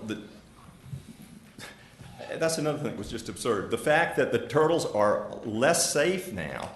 I recognize the fact that the vendors have a bit of a problem between private homeowners that go out and set up, and how they are not constricted at all or constrained in when they can do that. It's an issue that it's not for Turtle Watch to be involved in. That's something that the ordinance deals with or doesn't deal with. The ordinance does deal with when the vendors can get out there. It's not about 8 o'clock. 8 o'clock is the worst case scenario fallback position. It's normally going to be well earlier than that. I really feel like the board ought to give this system a chance to work. I can't believe that a year after we pass this ordinance that we're going to talk about going back and let's looking at it again and doing it again. We've got a lot of people that have not even signed up to the ordinance. They don't even know how it works. They don't know how early they're going to be allowed there on the beach. It's more about resisting. That's another thing. Going back to sunrise. We tried this for years and years and years. And there's a significant part of the vendor community that just ignored that. I mean, sunrise, yeah, we all have apps now and you know when sunrise is, but there was this vagueness where it was very common. You know, you come out there and you've got vendors on the beach even though they shouldn't be. I would urge you to, let's give this another chance, not another chance, give it a chance this year. Let's make the vendors sign up for the apps. See who signs up for the apps and see how it works. I think that they're really going to be pleasantly surprised how early that they're going to be notified. You can get out there on the beach and set your stuff up. Thank you. Mr. Post, would you be amenable to moving it back to 7 o'clock instead of 8? Absolutely. In fact, that was... If we could we move were it back pushed into doing that last year, and it really created problems. It creates some problems at some ends. Again, it's a fallback position. For the most part, most people, it depends on the time of the year. Yeah.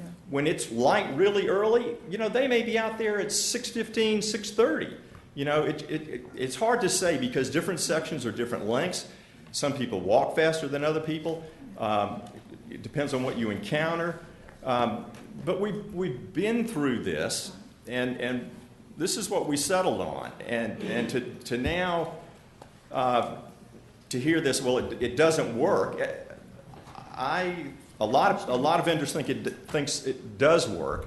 Have people sign up and let's see how it works. Well, I have a feeling, and I can't speak for these people, that if we could move it back to 7 o'clock, require them to use the app, and require them to get training, that might help solve their problem. It was at 7 o'clock last year, Yeah.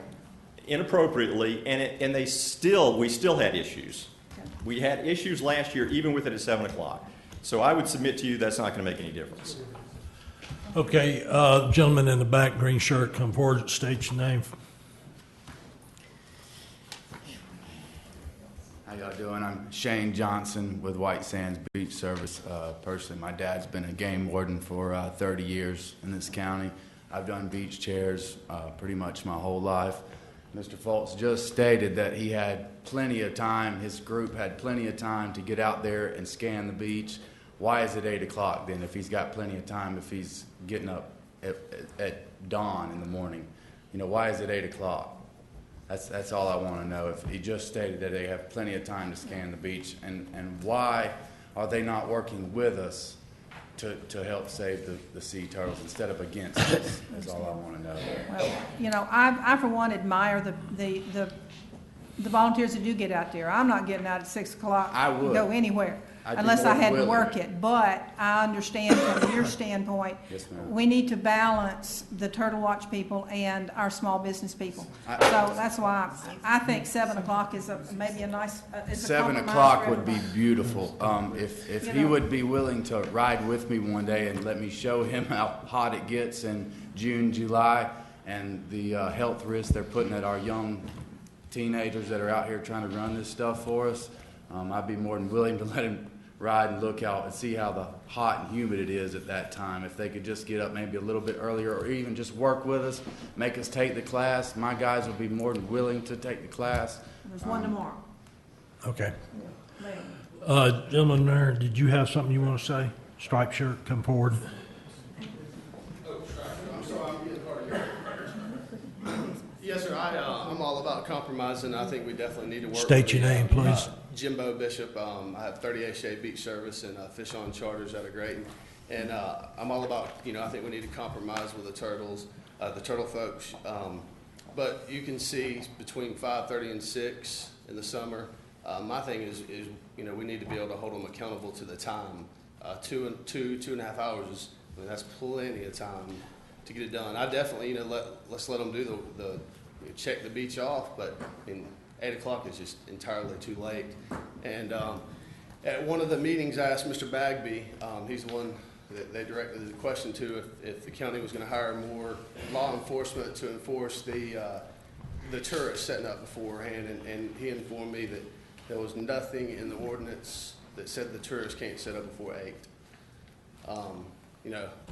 My chair versus a tourist chair, if it's about the turtles, then, there's not much difference in the chairs. So if they're going to make us set up at 8, then we're going to have to enforce the tourist. I hear what you're saying, but there's difference, no way. I think the difference between But them, it's not fair to enforce us. No, it can't, because I stood up at the workshop and I said, if I'm a tourist, I'm not going to go down and put my name, phone number, driver's license, and all on a chair and then go back. You can't enforce that. But how is that fair to enforce me, but not enforce the tourist? And like I said, I'm about compromise. That's fine, but Jimbo, there's got to be. I don't mean to cut you off, but I think what we could do here is, it'd be probably the best approach to this is allow Mr. Bagby and Mr. Jones to get together and see if they can't work some solution out that they can come back for the board.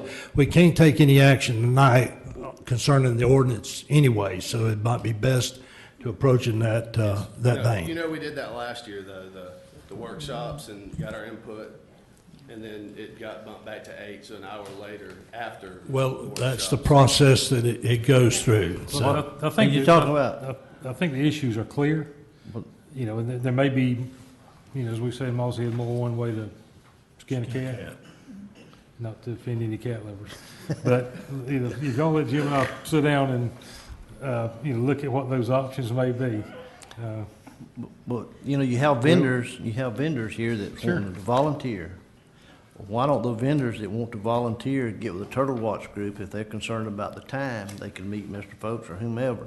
That vendor could walk the beach, and he would know what part was clear. If they want to do it themselves, why not walk with the... But the vendor's not necessarily going to be setting up chairs on that. They're moving from point to point to point. So are they going to get up in the morning and walk a mile with the Turtle Walk people? That's not really going to help anything. Because they're out there all over the beach. So if they join Turtle Watch, are they going to get up at 5:30 and walk a mile and then come back and say, well, now I can set up? I think the difference between the people coming, if you're just like you're a tourist, you come down with your chair, versus a business, like you're making money on public beaches, you're making money, these guys are making, money on delivering chairs as a service. So that's the difference between them setting up rows and rows of chairs for people than just like willy-nilly a tourist going out there and taking a walk at 5:30 in the morning and setting up a little chair. So there is a difference, because they are making, they're doing it for money. These other guys are just going out. So there is a difference in the type of vending that you're having, We can go back and forth all night long and argue the issue. Yes, they are making money and they're paying county taxes and all this kind of stuff, so we can go back and forth with this. Again, we can't do anything to change the ordinance without a public hearing. It's state law. But so either get everybody together, or let's get back in the in the room again. One other thing too, just to say that they're paying taxes, is the local people have told me that they will go out, like they'll stroll out at 9:30 or something, and they'll say that the vendors have gone out and they've taken up the entire beach. So the local people will say, we can't put our chairs out because the vendors have put out. Now they're making money off of it, but we as locals can't get on the beach in our chair at 10 o'clock because these guys have already leased out all these spaces, And granted, that's, you know, that's a business, but there's two sides of it. Oh, yeah, there's two sides to every There's two coin. sides of it. And you have to recognize that there's a lot of local people too, and there's a lot of people who can't afford to pay $25 a day for a chair each, plus umbrella, or whatever it is now, that they're going to take out their own stuff. Now, you know, they should be able to get out there as well and get a space. Well, let's go ahead and move forward and hang on.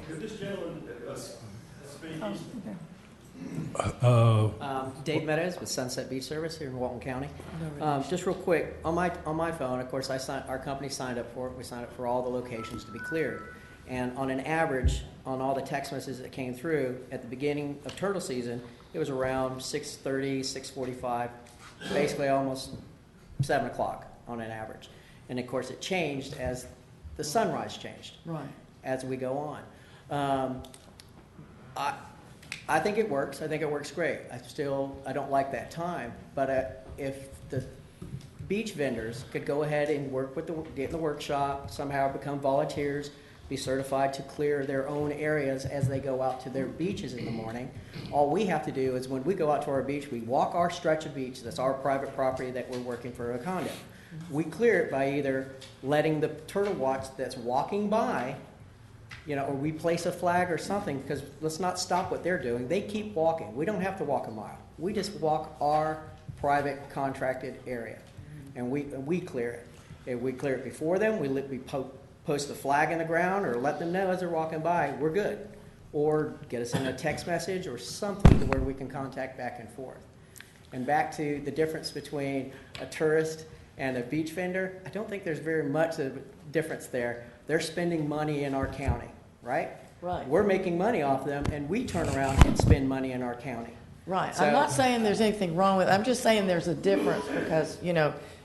Well, the tourists outnumber the vendors by far. For now. And we all know. Right, for now. We know that. So For we got now, to a yeah. condo, but for, you know, when we can't get out there until 6:45 on the average here, I get there and I've already got 10 to 15 different folks that are set up and they've been there for a while. So all I'm asking is for us to at least have that same time, get out there the same time the turtle volunteers are going, and let's all work together. Thank you. Thank you. One more thing, then I'll hush. As y'all work on this, I'd like to see that we require that every vendor have an app, and that I'd really like to see that every vendor be certified as well, so that they can help Mr. Folks, not interrupt what he's doing, but maybe be of help to Mr. Folks in his stretch of the beach, you know? And then I'd like to see maybe if we could discuss the change in time, but if y'all would work with Mr. Folks and Ms. Maxwell and, you know.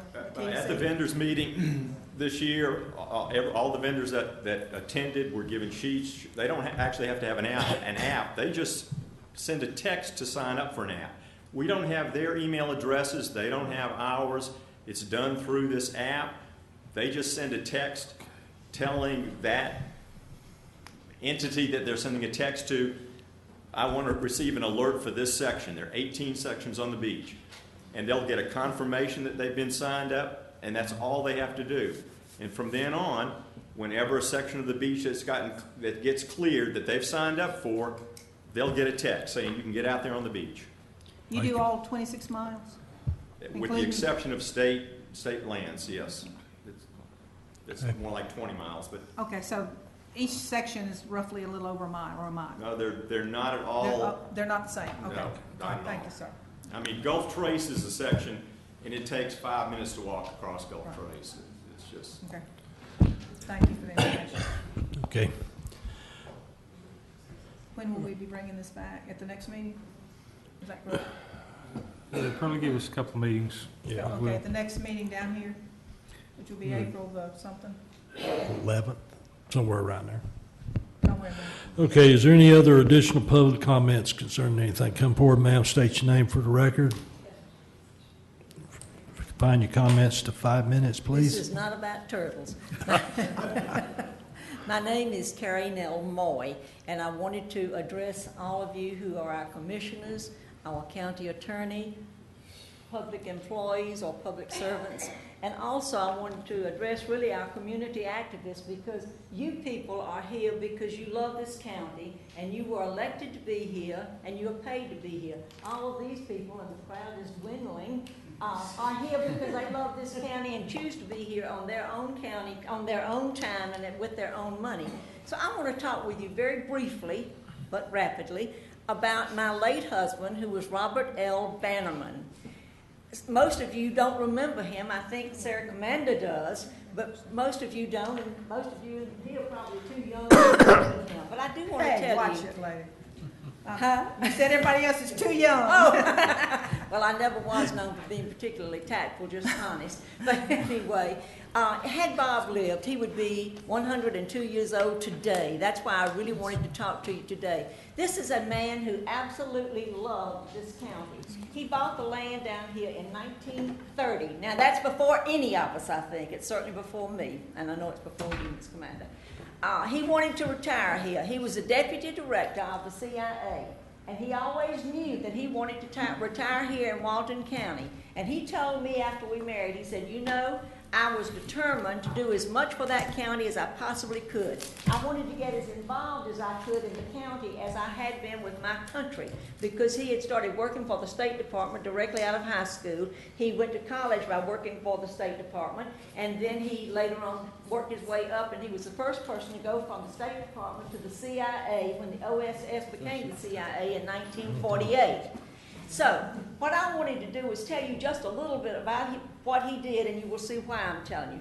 He started the fire department down in South Walton County. He and one other gentleman bought a fire truck. They came here, and believe it or not, ladies, this is wonderful. He had all volunteers who were all women, which I think, and he was a very conservative old man. I thought, well, that was a wonderful thing.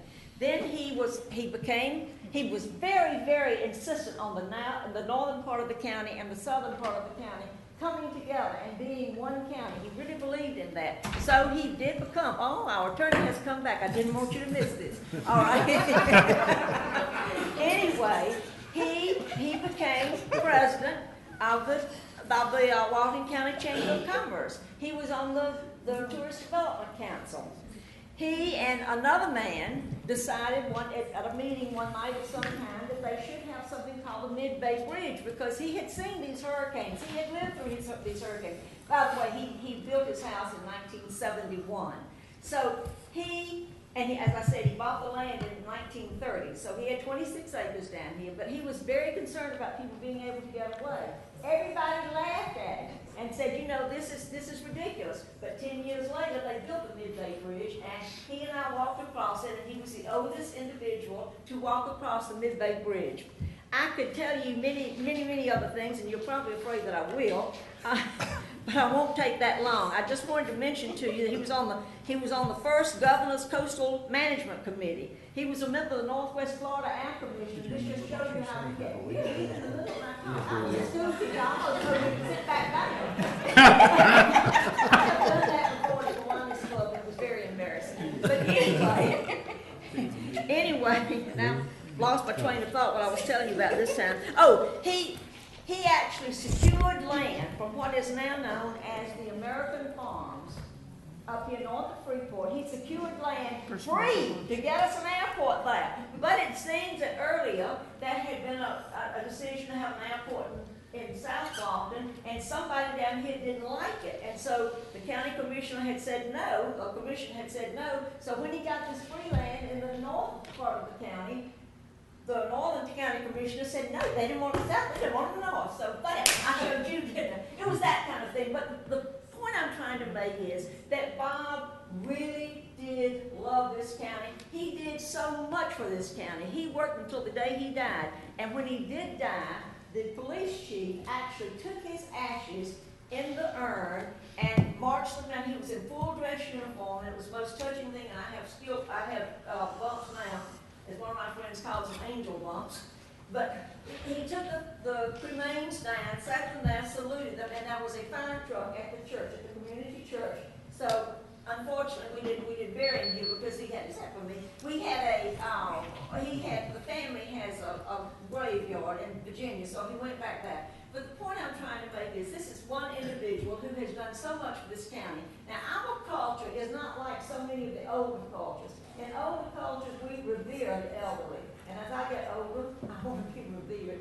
But we don't do that too much. But now we've sort of forgotten about a man like Bob. So what I'm asking you is, if there is some way, somehow, you could name something for a man who's done so very much for this county, whose lifeblood is in this county, who has been in this county since the 1930s. I have submitted the proper papers to the proper authorities, and I don't know how it goes. I imagine it goes very slowly, and I don't know what to do. But you are my commissioners, and I don't just point out one, because to me, you represent all of us. You should represent all of us, except for that woman who's talking, and he can't, and Mr. Jones can't do what I'm saying. But Yes, anyway, ma'am. the point is, I want you to know that there was one person who gave the last part of his life, from 1971 to 2002. He gave his life for this county, and I'm hoping you will do something to recognize him. I know it's been a long day. Lord only knows I was at that for 3 hours listening to things that I knew something about. Now I know a whole lot about it. But I do thank you, and I just hope you will keep this in mind when it comes around, when his name comes up. Thank you very much.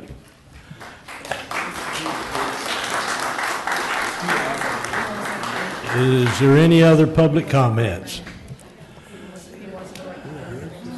All right. Good evening. My name is Art Miller, and that's a tough act to follow, I realize. But let me briefly just comment on something that was discussed earlier. Mr. Jay Howard talked about wanting to build a RV park in Mossy Head, and I commend him for his interest in building the project. And I want to commend you as well for holding the line on the $20,000 per acre. You know, we've had many discussions about the price of that land, and there are those of us that think it's worth a lot more than that. So I appreciate what he wants to do. But if he's going to put $20 million in infrastructure in the ground, I think he can spend $1.2 million to buy the land. That's a minimum. So that's a small portion of what he's going to do, and he's certainly not going to do it if he's not going to reap profits from it. So I would encourage you to hold the line on the $20,000 an acre. And but thank you for considering such a good project. Thank you. All right, thank you. We're going to get you a chair up here soon. I think it should be right there. Right there, be fine. I want to thank Kenneth and Larry Jones and Cindy Meadows. And Bill, when you came out to meet with me, I'm going to include you because when you came to meet with me about the garbage, you made the same commitment to me, that y'all would do everything possible to change this county and to uphold the Sunshine Law. And I really want to thank y'all because I know that I've talked to Kenneth about this contract with the TDC not being approved. You had a commissioner, you had a TDC attorney, and you had the TDC director, none of which felt it was important enough to disclose that the TDC attorney was going to be getting the BP money.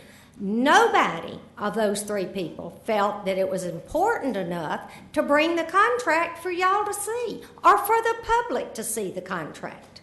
This consent agenda items, they must be shown to people. I'm a big sunshine person, and I trust that what Kenneth and Larry and Cindy have committed to me and to Bill is factual, that from now on you're going to try to live in the sunshine, and I won't be having to ask and do all these public records requests to find out what the real truth is.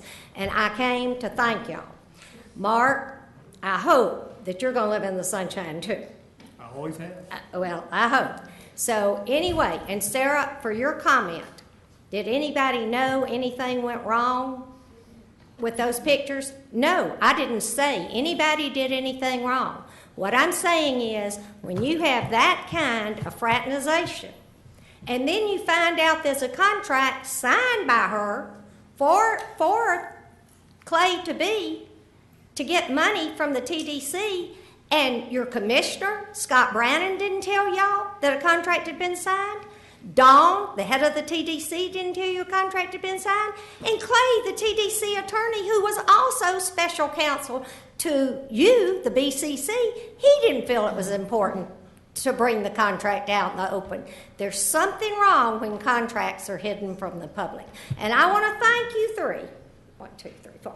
I want to thank you for at least committing to live in the sunshine from here on out. And I really appreciate that. I think it is a new day in Walton County with this board. I just wish somebody had looked at the contract before y'all went to negotiations, because there is no reason our money should have been spent for that. And I'm going to expect you, if it is a violation, I'm going to expect every one of you to file a bar complaint against Clay if it is proved that it was a conflict of interest, if it is proved by the Attorney General that that shouldn't have happened, and if this contract is really null and void, y'all better not have paid anybody all this money. Clay better not have his money, because the contract is really null and void because it was never voted on by y'all. So I'm going to ask y'all to look into this and report back at your next BCC meeting.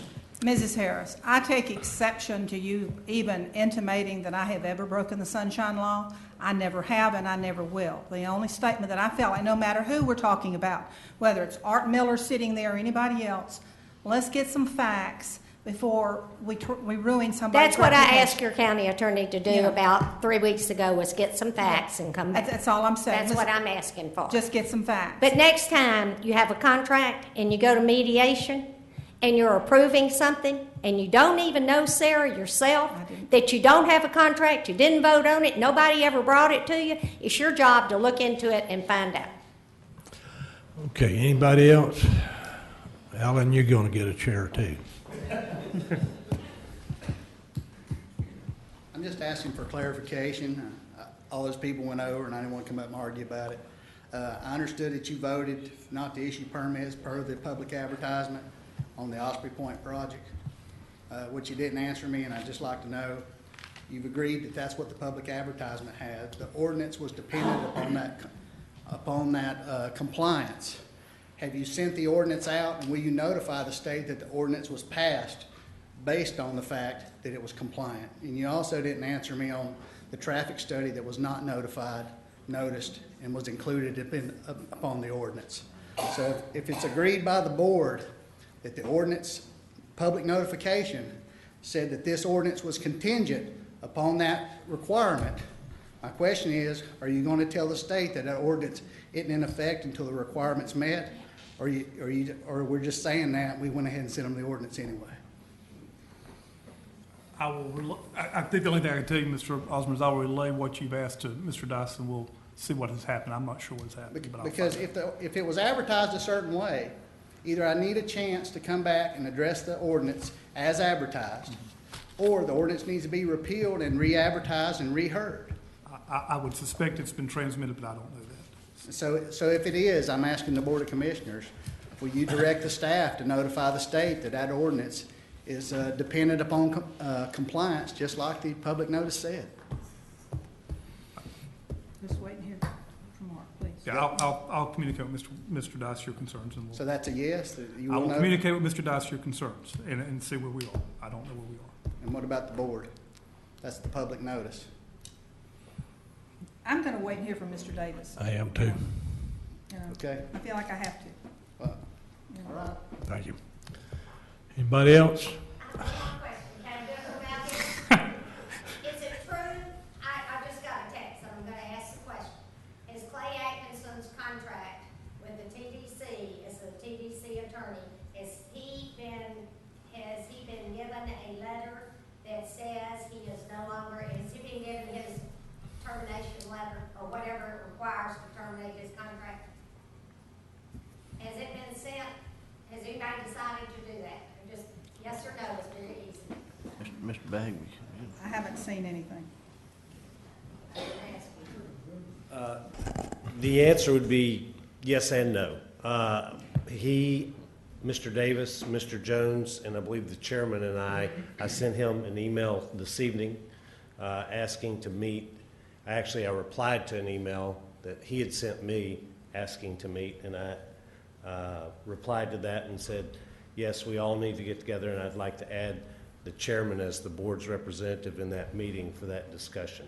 So he has not been terminated.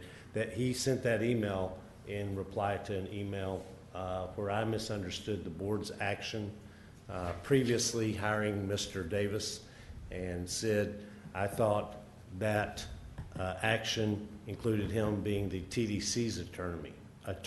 It did not include him being the TDC's attorney. It included the option for him to be the TDC's attorney. And so we'll meet with Mr. Atkinson. He's recovering from surgery and at his convenience, and we will work this out and see where we go from here, and we'll bring it back to the board. If, as the TDC attorney, he did not bring that contract to the board for approval, and it was kept out of the sunshine, I expect this board to terminate him. Okay, thank you, Mr. Bagby. Anything else? Anybody else? Come forward and state your name, please. My name is Dave Ski. I'm sorry, your last name, sir? SKI. Okay. And this is the first time I've ever come to a meeting like this, and this is kind of cool. People are really, it's interesting. I'm here because I want to ask for some advice, okay? And this has to do with, my house is on 30A. And when I drive 30A, there are, in a stretch of less than 3 miles, there are 5 changes in speed. And then if you go 6 miles, there's like 9 changes in speed. So I'm driving down the road, and I am doing the speed limit. And I'm now the grand master of a parade. There's cars behind me. They're right on my tail. They're beeping. They're honking. And it's very, and I'm driving the speed limit. And then finally they'll go around me, give you the finger, and all this kind of stuff. Now, I just want to know, how do I deal with it, or how did y'all come up with every 15 feet you got a new speed limit? Who came up with that? They're Wait, not let me ask you here. this real question. I can answer. I can answer that. Wait, 1 second. Do any of you actually drive on 38?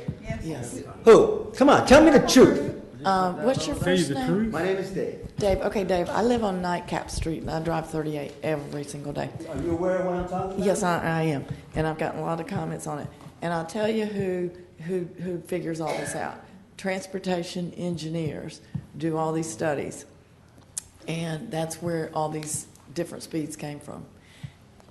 And they study the number of driveways, the number of cars, the conditions of the roadway, the volumes of traffic. They have all these things, put it into a computer, and they come up with these different speed limits. Now, the one at Western Lake Bridge went down from 35 to 25 until we get that pedestrian bridge built so that the people aren't so close to the cars for safety reasons.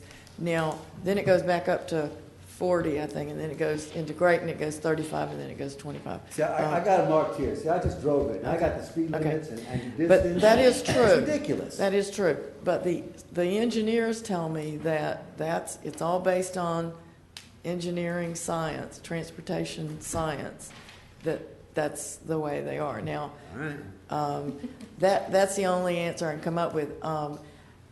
If we and we changed some of them to lower the speed limit this past year because of the studies came in and said you've got too many people, bikes, cars, bikers on the road to be going 45. You need to lower it to 40 or something. But I mean, you could drive through the city of Destin. And they don't have 30-mile and 25-mile zones. Well, and you got bike paths that are way over there. I'm going to give you the name of our transportation engineer. It's not going to do me any good. I realize that. I'm just annoyed by the way it is. Which brings me to one more thing.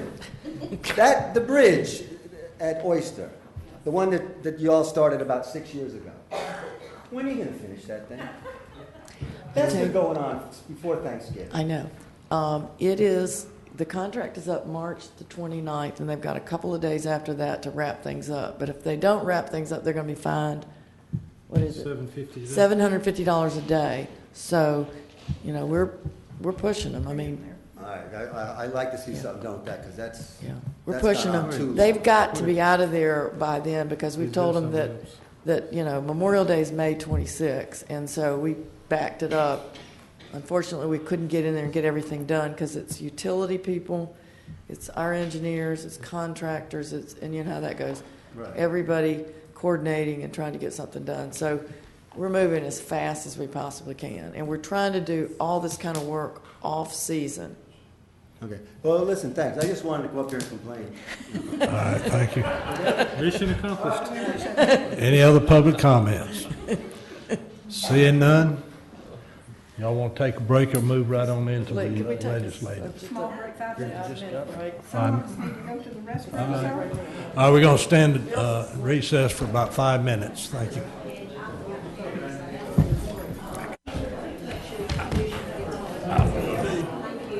Thank you, ma'am.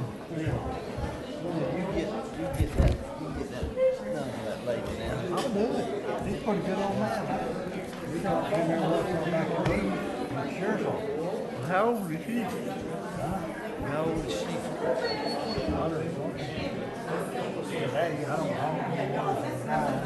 know.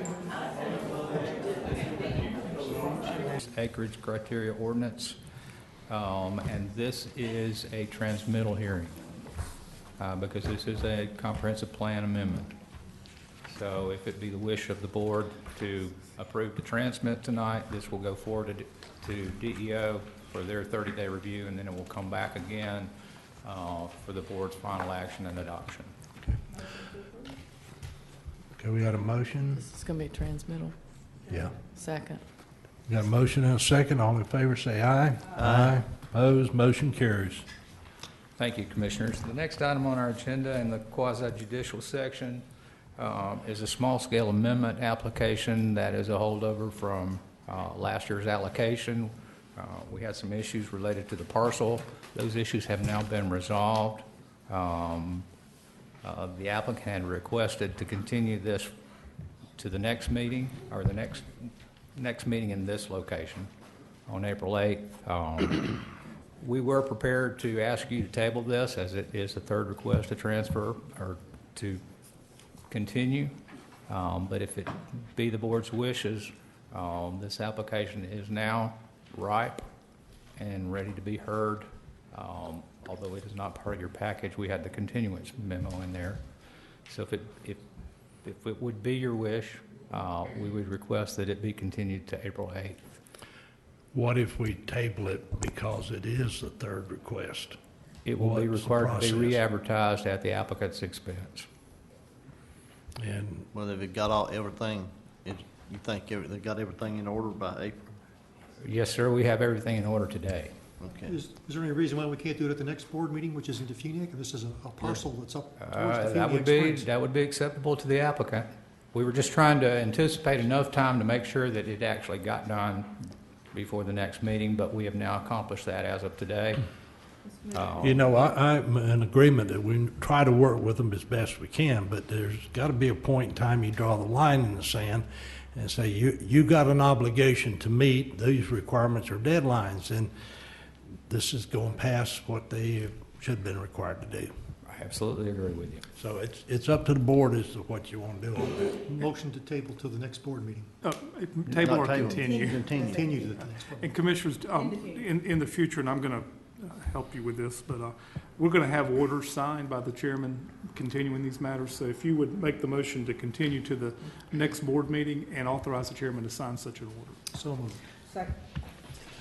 Are the signs still out for this part? You know, does everybody know what's going on? I mean, that's the thing, is the signs get washed away and then people forget about it and then, you know, then they come up and say we didn't have notice. And Okay. I'm fine in with continuing it. In this particular case, the sign is still up and is legible. Okay. All right, we got a motion and a second. All in favor say aye. Aye. Opposed? Nay. Motion carries. Just a Thank you. principle. The last item on our agenda is the Peach Creek Phase 2 plat, and the applicant requests that this item be tabled. Okay. And removed from Motion. Table this. Second. A motion and a second. All in favor say aye. Aye. Now, Opposed? Motion Commissioner, one last thing, and I apologize for not recognizing this when we were addressing the comprehensive plan amendment. We do need to take some public comment on We did. on Public item number comments. 1. Item 1. Ask for any public comment. I'm sorry, Matt, what'd you say? I didn't hear you, I'm sorry. We need some public comment Item number 1.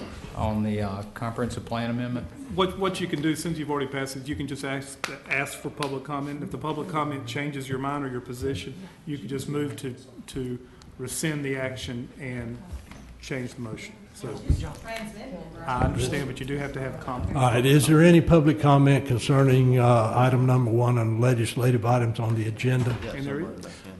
Come forward, ma'am, please. Please identify yourself at the mic. You might want to pull that mic down a little bit where you can hear. He's taller.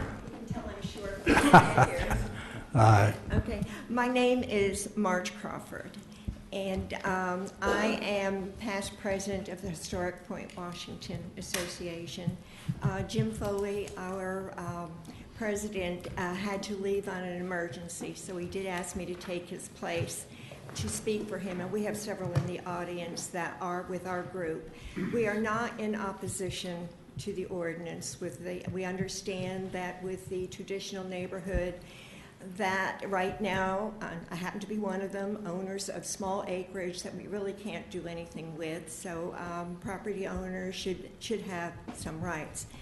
But we also realize that once you have this 5 acres, now we don't have any zoning. And it's our understanding that planning and zoning will look at each project on a one-to-one basis, and we just want to be sure that our understanding is correct. If it's a minor subdivision, which most of these are small acres, and it may be, will there be a public hearing, or will we be notified? We are in a historic area, we're in the overlay district, and we just want you guys to be familiar with us. We have been planning our area since 2005, and right now we have 11 students from Notre Dame that are in, and they are all, some of them are 5-year students in architecture, and they are finishing up our pattern book to show how our area could develop, and we have taken in a few people with large acreage. By large, I mean under 5 acres, but larger than 1/4 of an acre. And we're working together to fit into this plan. But if something should come in, we do have a 32-foot height limit. We do have some parking that's in our overlay district. But there were some things we didn't get when we asked for that, and that was small density, unattached homes, because that's not a character that we now have in our community. We do realize we have to grow. We do realize commercial comes in, will be coming in, and we welcome it. But we want it to be done so that it complements our area and doesn't distract it. Now when people come in, it's amazing. They say how beautiful this is. I didn't know you had this back here. And with Eden Park there and the landing, it's a wonderful community, and we want to preserve what we can of that. So I just wanted to make you aware of that and to be sure, how can we be sure that we can know what's going on when people apply for a permit to do something? Mac, you want to respond? Okay, I'm going to sit down because I'm sure. Thank you. Yes, ma'am. The way these ordinances or these changes to these land use categories are proposed, if you want to do a single-use project, which certainly speaks to the circumstance in Point Washington where we have a number of parcels that are much, much smaller than what the land use categories would typically require to be able to do all the things that the land use categories require you to do in a project. As you're aware, we propose that if you want to do a single-use project on a parcel less than 5 acres, then you apply for a conditional use approved by the Board of County Commissioners, and we process that as a major development order, which means we'll have a Planning Commission hearing and we'll have Board of County Commissioner public hearing also. What about a mixed-use project on a less than 5 acre? How would that be processed? It would depend on the scale of the mixed-use project and whether or not it tripped the major development order threshold. What is that threshold to get? It would be 5,000 square feet for a non-residential project, 20 single-family lots, or 30 multifamily units. Okay, so most of the small parcels probably wouldn't trip that. Probably would not unless someone did land assembly, and Yeah, and then if they didn't trip that, how would they be reviewed? they would be reviewed as minor developments with a public hearing at the Technical Review Committee meeting. They would have a public hearing at the Technical Review Committee meeting. Right. Okay. But they wouldn't come to the Planning Commission or the board. Yes, ma'am, that's correct. Okay. Okay. Which is the present circumstance. Which is how it's. The only thing we're really doing is we're making folks that want to do a condition, or want to do a single use on a parcel less than 5 acres, come before this board to have their project approved. Okay, well, that should allay some of their concerns about not being reviewed in a public hearing. And I think that was some of the concern. If we were going to just allow a single-use project on any parcel less than 5 acres, most likely those would be minor developments based on the scope, and they would be reviewed at staff level. This actually gives the neighborhood some protection in that they have to go through technical review, planning commission public hearing, and then public hearing at this board, with this board making the final And their decision. neighborhood plan is considered when we review these Yes, ma'am. developments? Okay. Okay. Any other questions? Thank you, Mac. Is there any other comments? Come forward, sir. State your name. Dean Burgess. Actually, just kind of wanted to argue the other side of that. And that is on these small parcels, if they're a couple acres, 2-3 acres, under 5 acres, the simplicity of those projects, it can be argued, doesn't warrant this board's time. It's on a small project like that, our land development code is very strict on buffering requirements, and obviously you're going to have a limited number of units. It's not complicated by multiple uses. It's either going to be single family or a simple commercial project.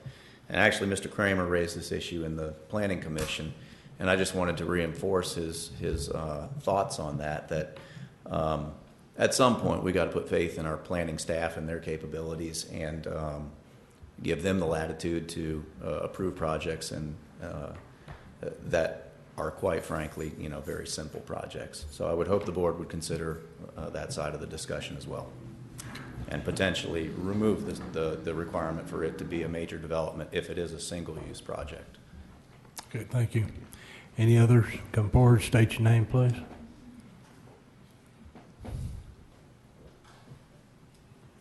Good evening, Mr. Chairman and commissioners. I just have a kind of a general question. Your name, please. My name is Ono Horn, and we own a piece of property in historic Point, Washington.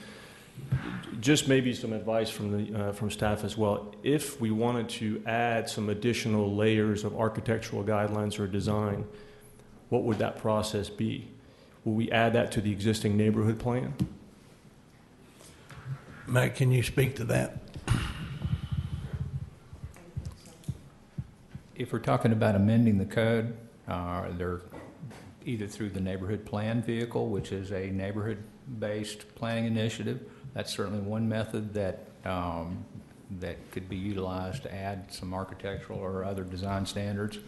The neighborhood plan doesn't have a lot of that right now, but that vehicle is out there, and it does provide some level of additional protection for the neighborhood. The other method could be to create a new land use and apply a different category for this particular area. Okay. That answers your questions? Yes, sir. Thank you. Any other comments? Based on the comments, anybody want to change their position from none? Seeing none? That it? Thank you. All right, we stand adjourned.